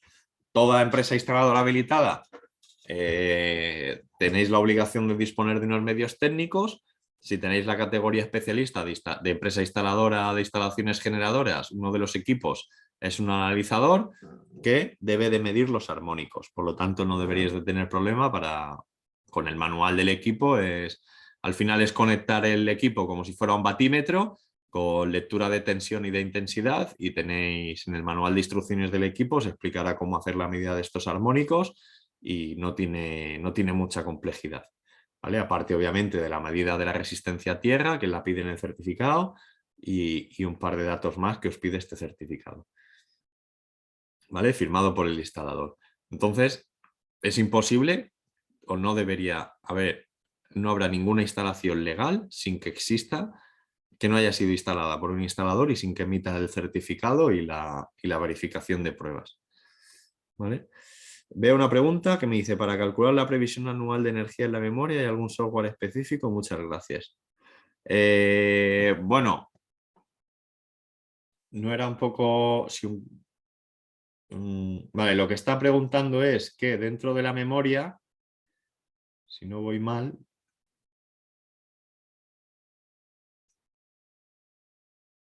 Vale, exacto. Aquí abajo, en la previsión anual de energía, os pregunta la energía producida. ¿Vale? Para esto hay una herramienta, es el PVGIS, ¿vale? Que os voy a poner ahora el enlace en el chat. ¿Vale? Es un software para cálculo que os da este dato. Es un software de la Unión Europea. ¿Vale? La herramienta PVGIS se llama. ¿Vale? Os dejo el enlace en el chat, ¿vale? Que le marcáis básicamente le marcáis en una especie de plano digamos, de tipo, entre comillas, Google Maps, la ubicación, ¿vale? La ubicación no importa que sea exacta encima del edificio, coordenadas y demás, porque al final lo que hace marcando la ubicación es coger la zona climática, las horas de sol equivalentes que tiene ese punto. Entonces, en las horas de sol de Sineu, respecto a las de Palma, respecto a las de Menorca, no hay variación en cuanto a radiación solar anual. Nos pide qué potencia se instala, nos pide la inclinación y demás, una serie de datos y nos hace la inclinación de las placas y el azimut respecto al sur y con eso nos dice la previsión de energía que genera esa instalación al cabo del año. ¿Vale? Siempre va a ser una previsión. ¿Vale? Como cálculo que funciona bastante bien, aquí en Baleares, en Mallorca, se considera que tenemos 1.600 horas de sol equivalentes. Es decir, que si tú coges la potencia instalada y la multiplicas por 1.600 horas, tienes una estimación de la energía anual producida. ¿Vale? Entonces, el certificado de verificación de pruebas, este modelo lo tenéis dentro del trámite 034. ¿Vale? Y será un documento obligatorio a la hora de adjuntar documentación en ese trámite 034. ¿Vale?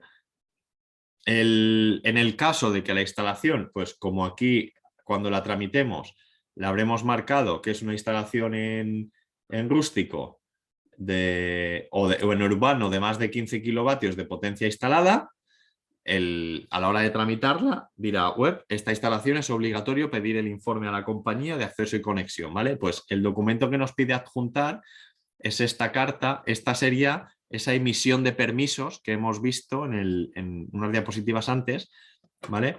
Que es la que en la carta pone emisión de los permisos. Primero recibiríais una carta que aquí pondría propuesta previa, que esa propuesta previa es la que se tiene que aceptar, donde estarían las instrucciones de cómo pagar ese estudio de acceso y conexión, y una vez aceptada os envían este PDF con estos permisos de acceso y conexión, ¿vale? Pues a este documento se refiere.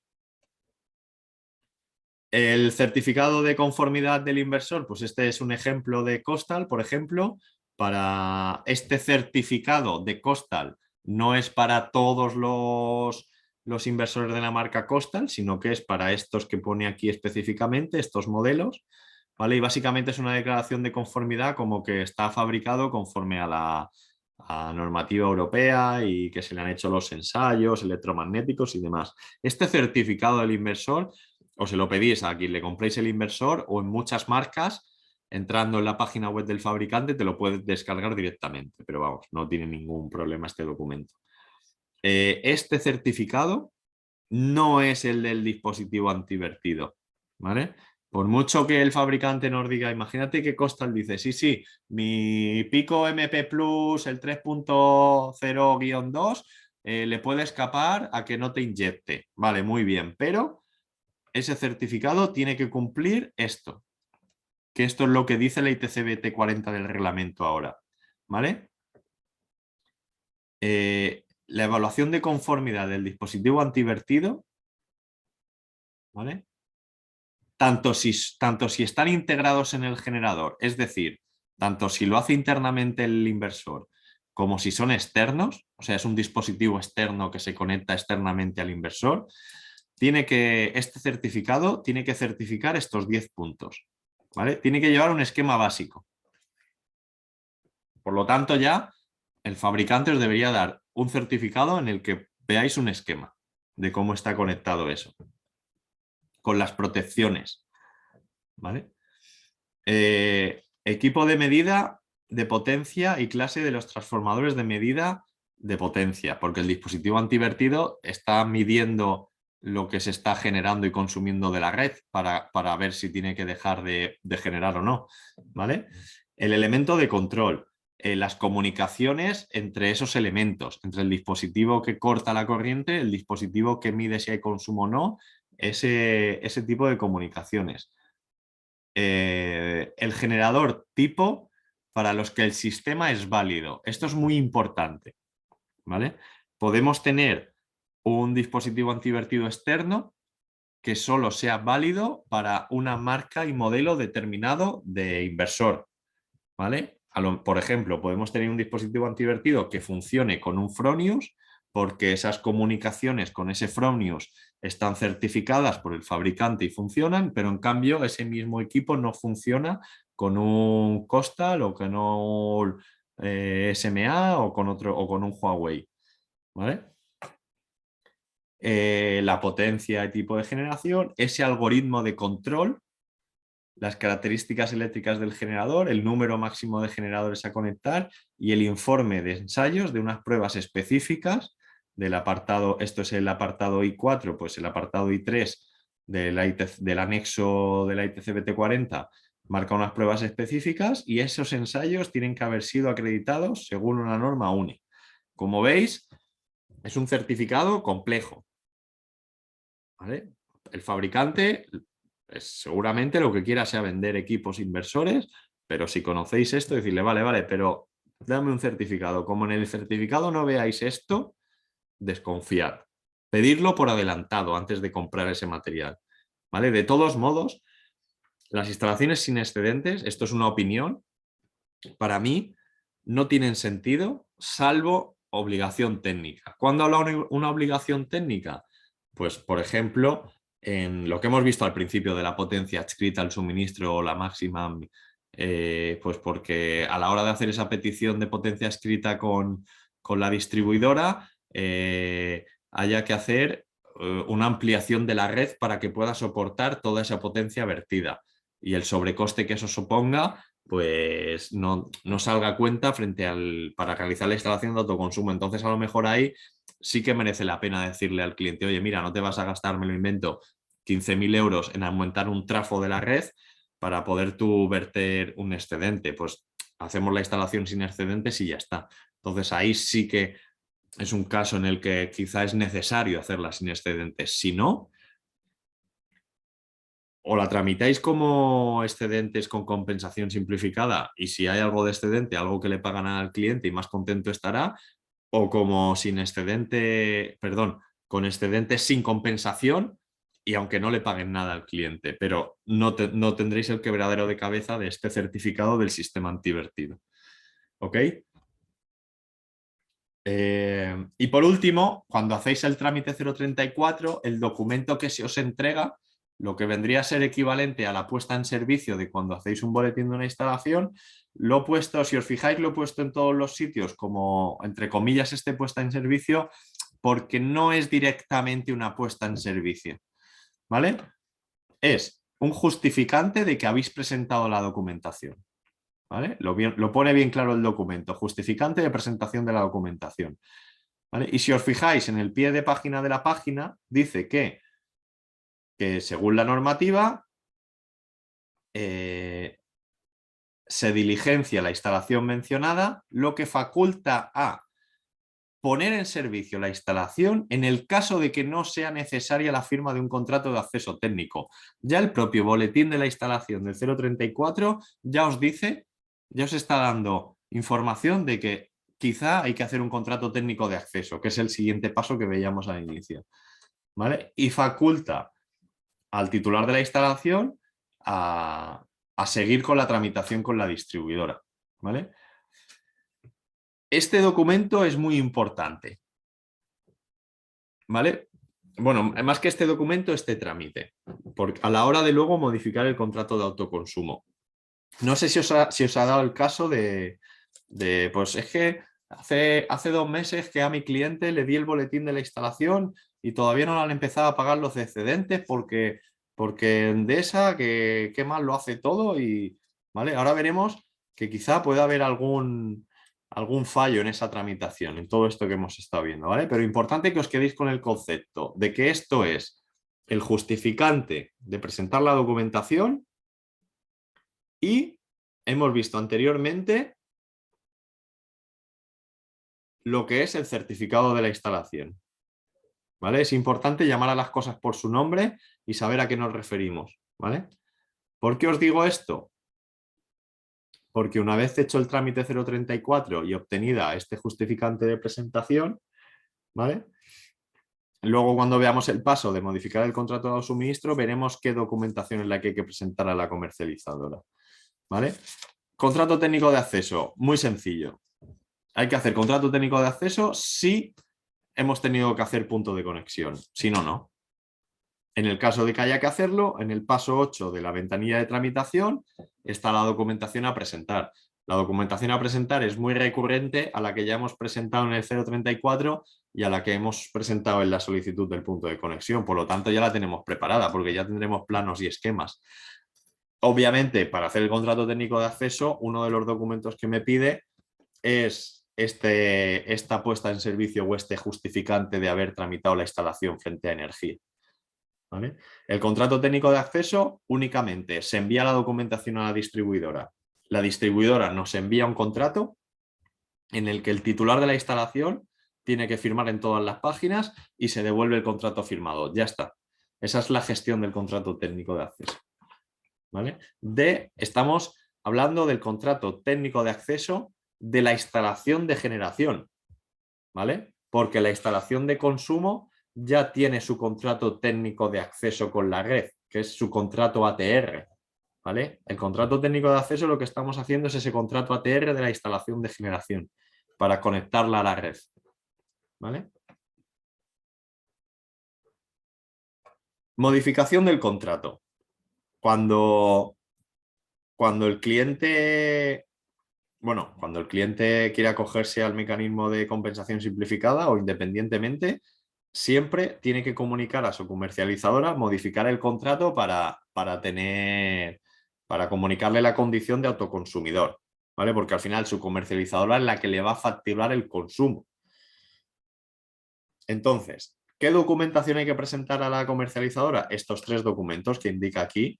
El justificante de presentación de la documentación, que ya hemos visto cuál es, esa puesta en servicio que se nos entrega cuando hemos hecho el trámite 034.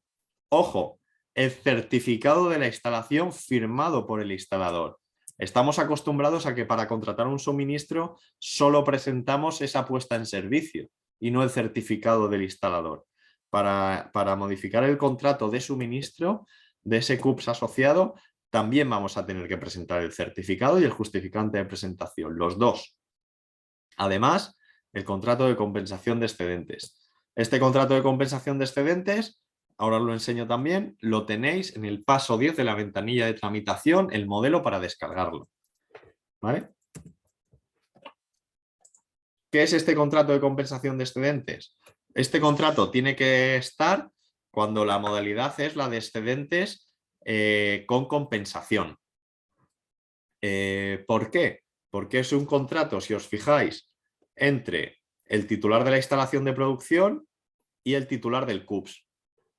En muchas ocasiones coincidirán y serán la misma persona, pero en muchas otras no.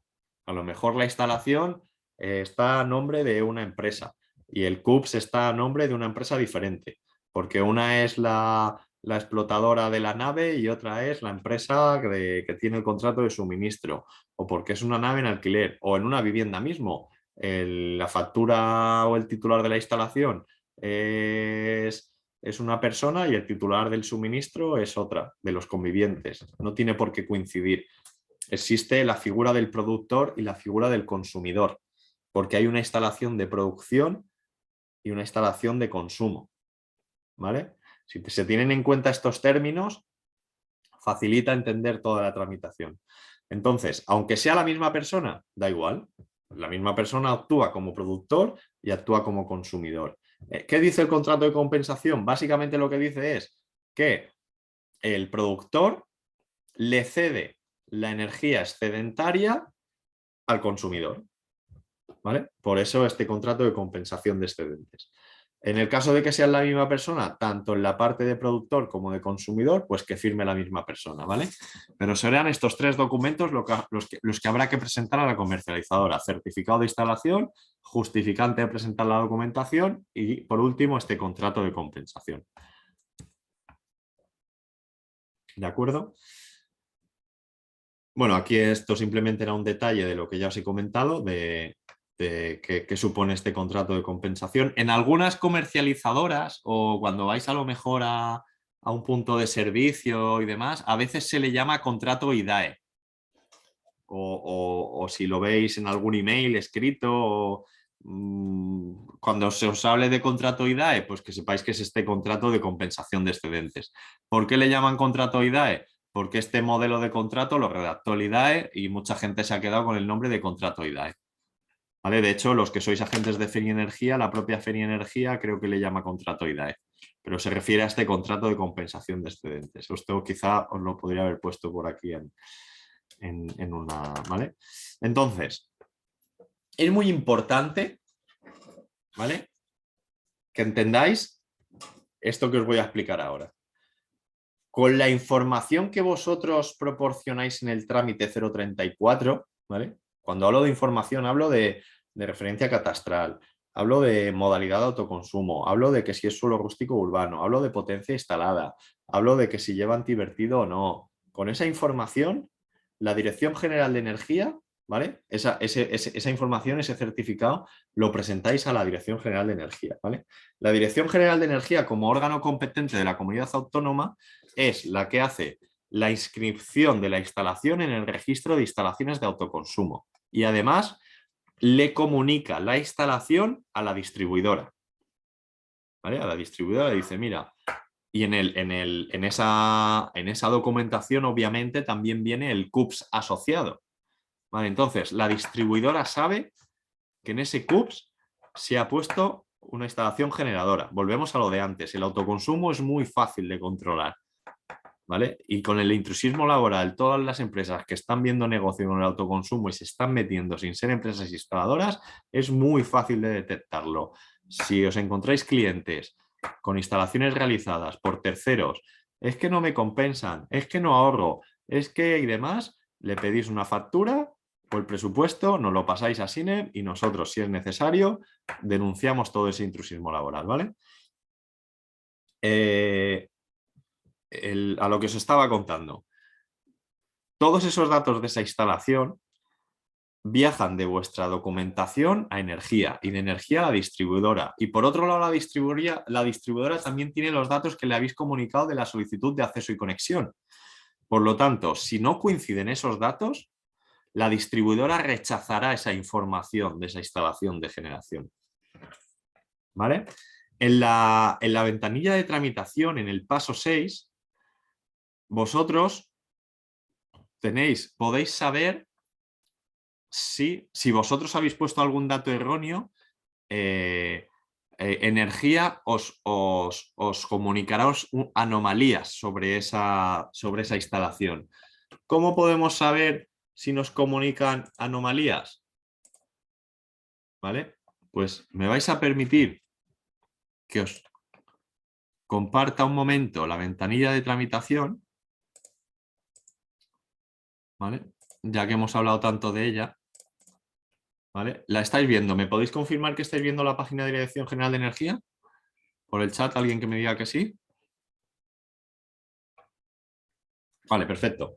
Entonces, dentro de la página de Dirección General de Energía, si os fijáis, aquí en los destacados siempre está por aquí de los primeros, ¿vale? Ventanilla de tramitación de autoconsumo, el 22 de marzo, la versión del 22 de marzo, porque se ve que hubo alguna actualización y aquí nos indica que se ha actualizado, lo que os decía al principio, siempre está la información actualizada.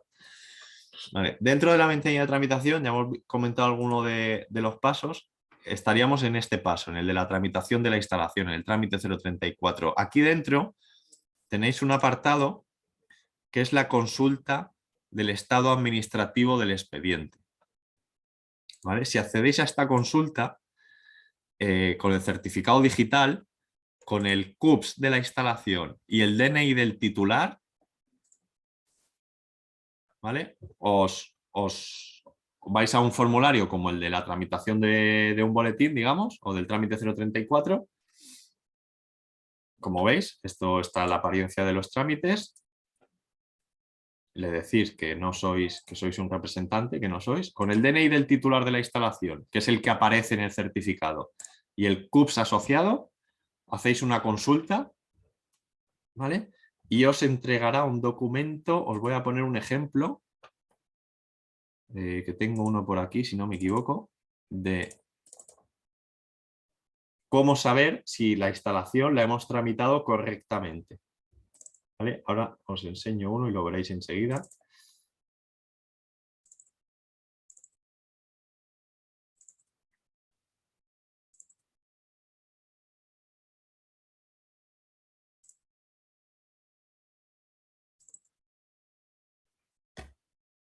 ¿Vale? Os vuelvo a compartir.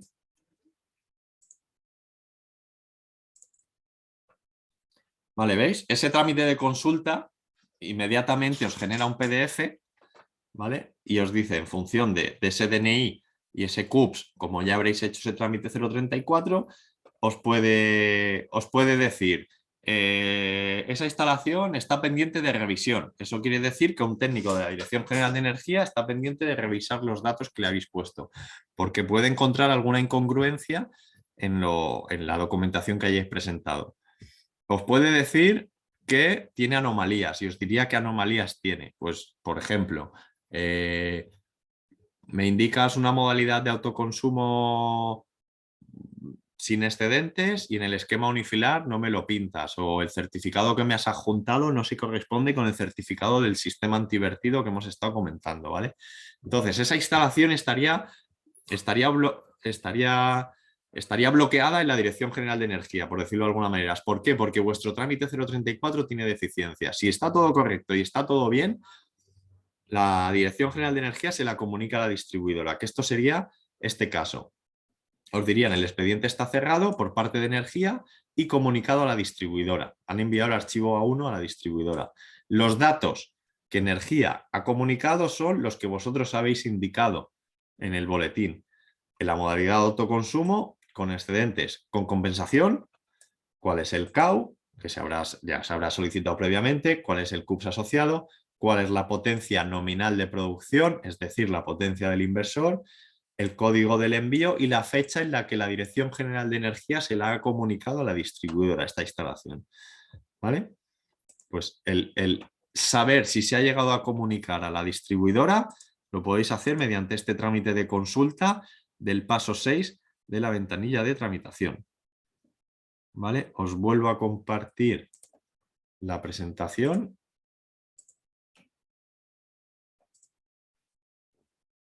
Vale, que la tenía un momento, está aquí. Un segundo. Perdónate, que tengo entre tanta pantalla y demás.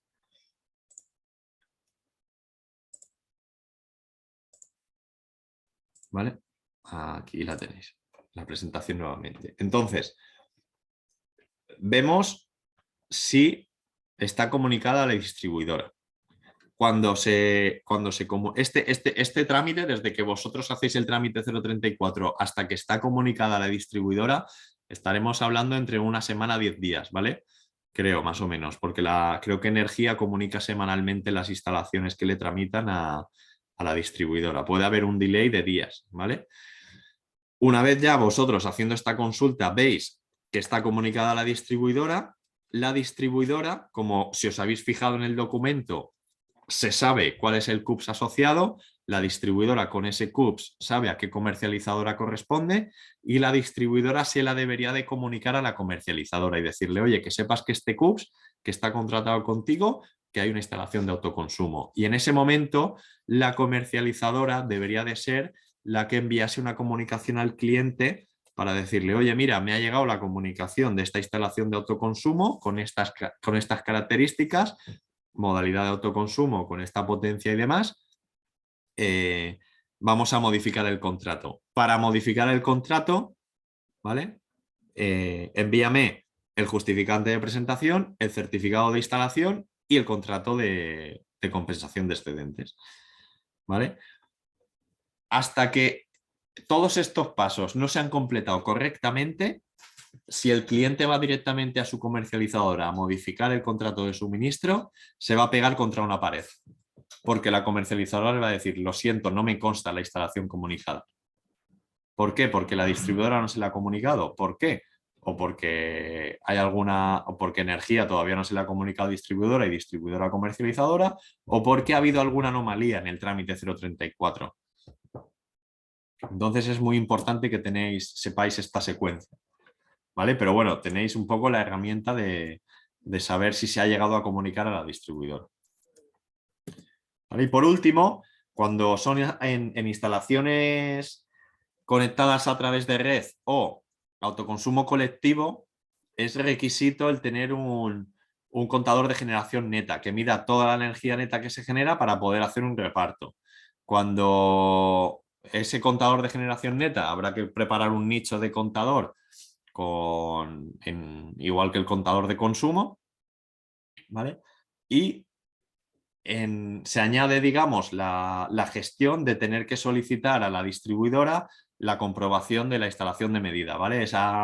En el caso de la distribuidora e-distribución, es el correo electrónico en el que se solicita, irían a hacer una visita y esa visita genera un acta favorable de inspección. El contador de generación neta es un contador a efectos de poder medir en un autoconsumo colectivo cómo repartir esa energía generada entre todos los consumidores asociados que forman parte de autoconsumo. Pero el tener ese contador no implica el dar de alta un suministro y pagar una factura de suministro de ese contador. Por lo tanto, ¿cuál sería la secuencia? En la solicitud de acceso y conexión, si procede, ya indicaría que es un autoconsumo colectivo. La distribuidora ya tendría en cuenta, ojo, que me van a poner un autoconsumo colectivo, ojo, que tiene que haber un contador de generación. De hecho, si no voy mal, creo que en la solicitud de acceso y conexión, uno de los datos que nos pide es si ese contador de generación neta es en régimen de alquiler o en propiedad. Por lo tanto, ya sabe la distribuidora que habrá que colocar un contador.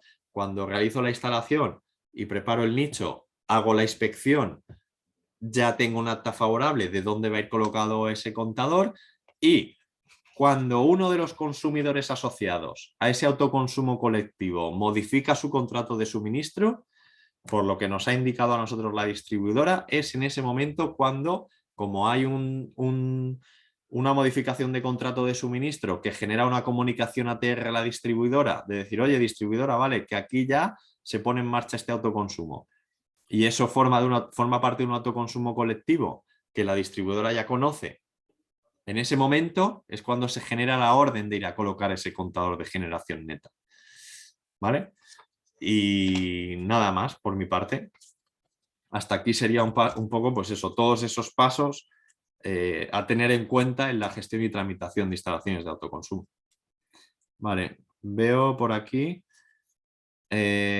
Siguen solicitando el depósito económico en instalaciones de más de 15 kilovatios. No, ¿vale? Os vuelvo a compartir la ventanilla de tramitación.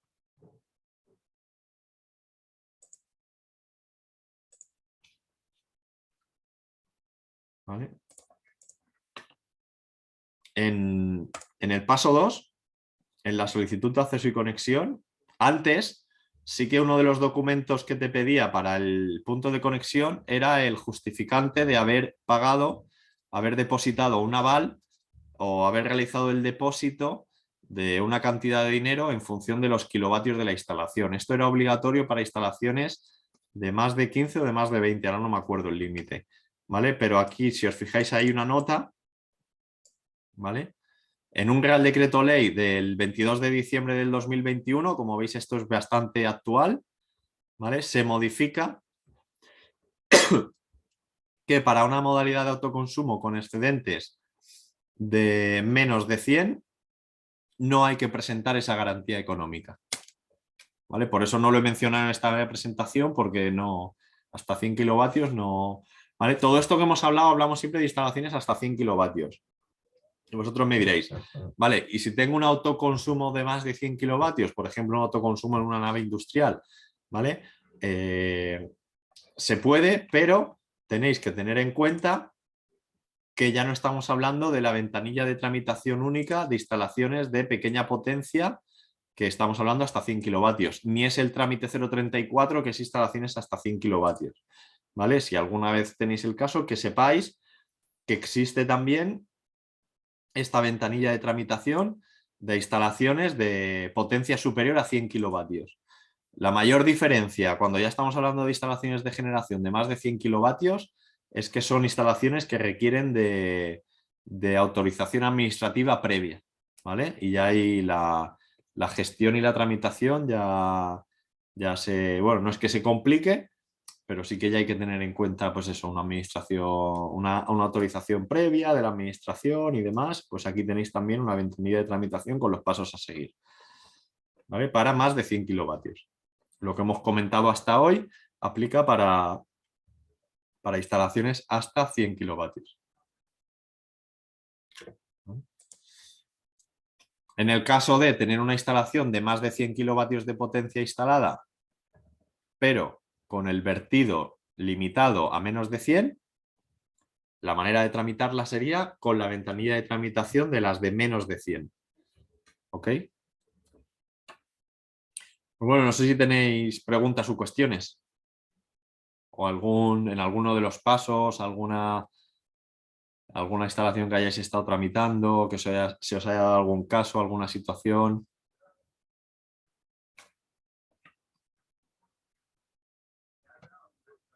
Pues por mi parte, si no hay preguntas, os enviaremos a los inscritos, os enviaremos el enlace de la presentación, ¿vale? Pero seguramente estará colgada en el canal de YouTube de Asinem, ¿vale? Si entráis en Asinem, en YouTube y ponéis Asinem, bueno, os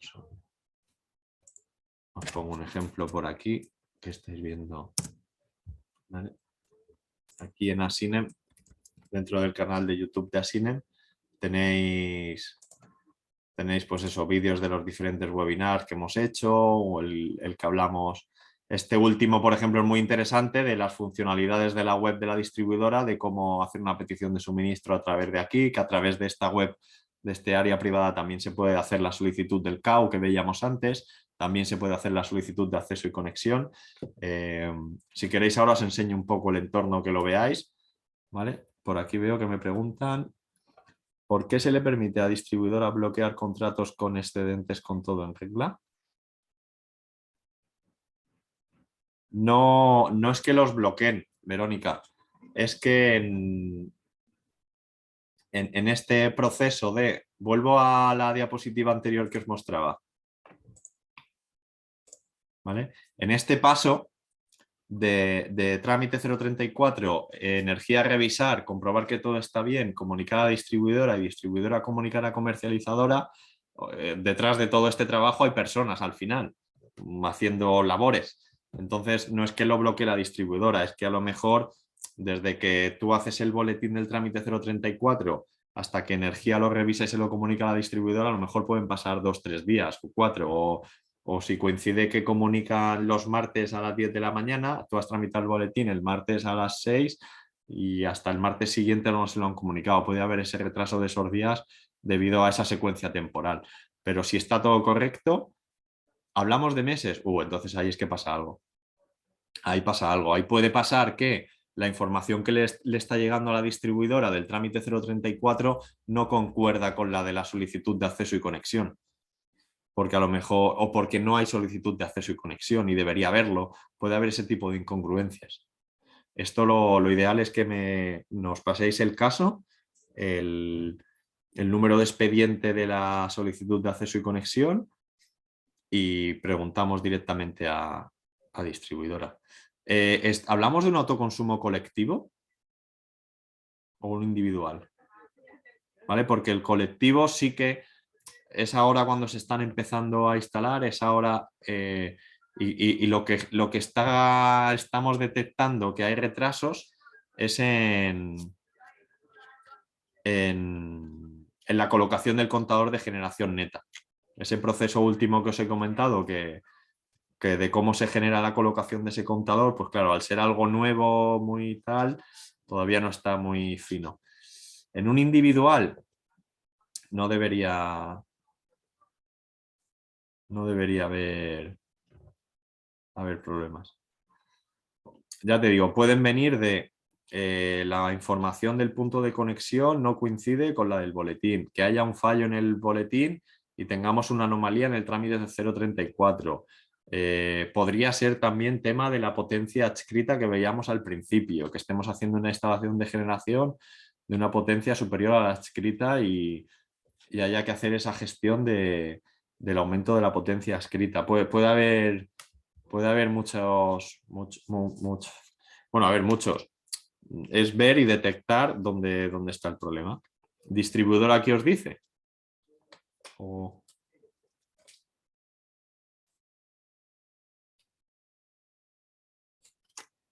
Cuando hablamos de bloquear contratos con excedentes, digamos, puede ser la comercializadora, que a veces la comercializadora no sepa hacer bien la gestión, porque también lo he visto alguna vez. Si está todo correcto y distribuidora ha comunicado a comercializadora, presentando esta documentación, comercializadora debería de modificar este contrato. Lo que pasa que también hay una serie de comunicaciones, igual que cuando se hace un contrato de suministro, hay unas comunicaciones ATR entre comercializadora y distribuidora. Si comercializadora no hace esas comunicaciones o responde correctamente, no acaba por... No, la importancia de modificar el contrato de suministro, el que esté bien gestionada esta comunicación ATR entre comercializadora y distribuidora, básicamente es que la distribuidora, que es la encargada de la lectura, envíe las lecturas correctamente a la comercializadora, sobre todo las de excedentes, que serán las nuevas que se va a generar en un autoconsumo con excedentes, para que la comercializadora empiece a facturar el excedente en las facturas que vaya emitiendo al cliente. ¿Vale? Casos que me he encontrado, cuando empecéis a tramitar una instalación de autoconsumo, os recomiendo no hacer un cambio de comercializadora entre medias. ¿Vale? ¿Por qué? Porque a lo mejor con la información del boletín, Energía se lo ha comunicado a la distribuidora y distribuidora le ha comunicado, por ejemplo, a Endesa, porque era la comercializadora en vigor. Y después hemos hecho un cambio de comercializadora a Feni Energía, por ejemplo. Intentamos modificar contrato de autoconsumo con Feni Energía y Feni Energía nos dice, distribuidora no me comunica la instalación. ¿Por qué? Porque distribuidora se le ha comunicado a la comercializadora que había en vigor, a Endesa. Entonces, Feni Energía no tiene la comunicación de distribuidora, ahí a veces se encalla. ¿Vale? En teoría comercializadora podría hacerle un requerimiento a la distribuidora y decirle, oye, que en este CUPS que ha pasado a ser mío a partir de este día, porque ha habido un cambio de comercializadora, me consta que hay un autoconsumo, realíceme la comunicación del autoconsumo correspondiente. Pero a veces estas comunicaciones se enquistan cuando hay un cambio de comercializadora entre medias. Otro caso que me encontré, que es un poco más extraño, se ve que era una obra nueva, una vivienda nueva, y se hizo el boletín de la instalación antes de haber contratado el definitivo. Lo cual es un poco, esto a efectos de subvenciones ha pasado. En el boletín de la instalación se informa el CUPS del suministro de obras.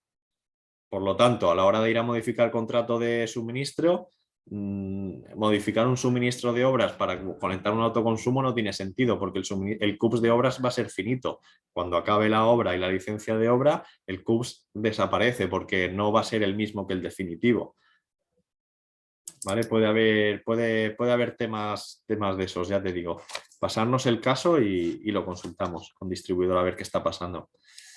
Jordi, tengo un caso que hace unos 6 meses realizamos los trámites y la distribuidora indica que no tiene la lectura de excedentes. El cliente entra en la web de distribuidora y el gráfico le sale excedente. Vale, Jordi, esto ya estamos hablando de problemáticas de lecturas. Lo mismo, pásame el CUPS y consultamos con distribuidora si hay algún problema en esta lectura. También nos ha pasado las dos cosas, que había un problema con la lectura y lo han subsanado y a raíz de ahí han enviado lectura comercializadora para poder facturar, o que distribuidora nos ha dicho que sí, que la lectura era correcta y la comercializadora disponía de esa lectura y a raíz de ahí se le ha dicho a la comercializadora, oye, que dispones de la lectura, y comercializadora ha empezado a emitir factura.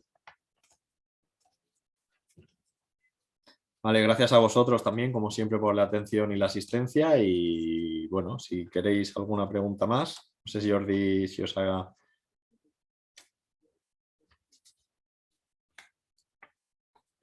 Vale, pues si os parece, damos por finalizada la sesión. Muchas gracias a todos.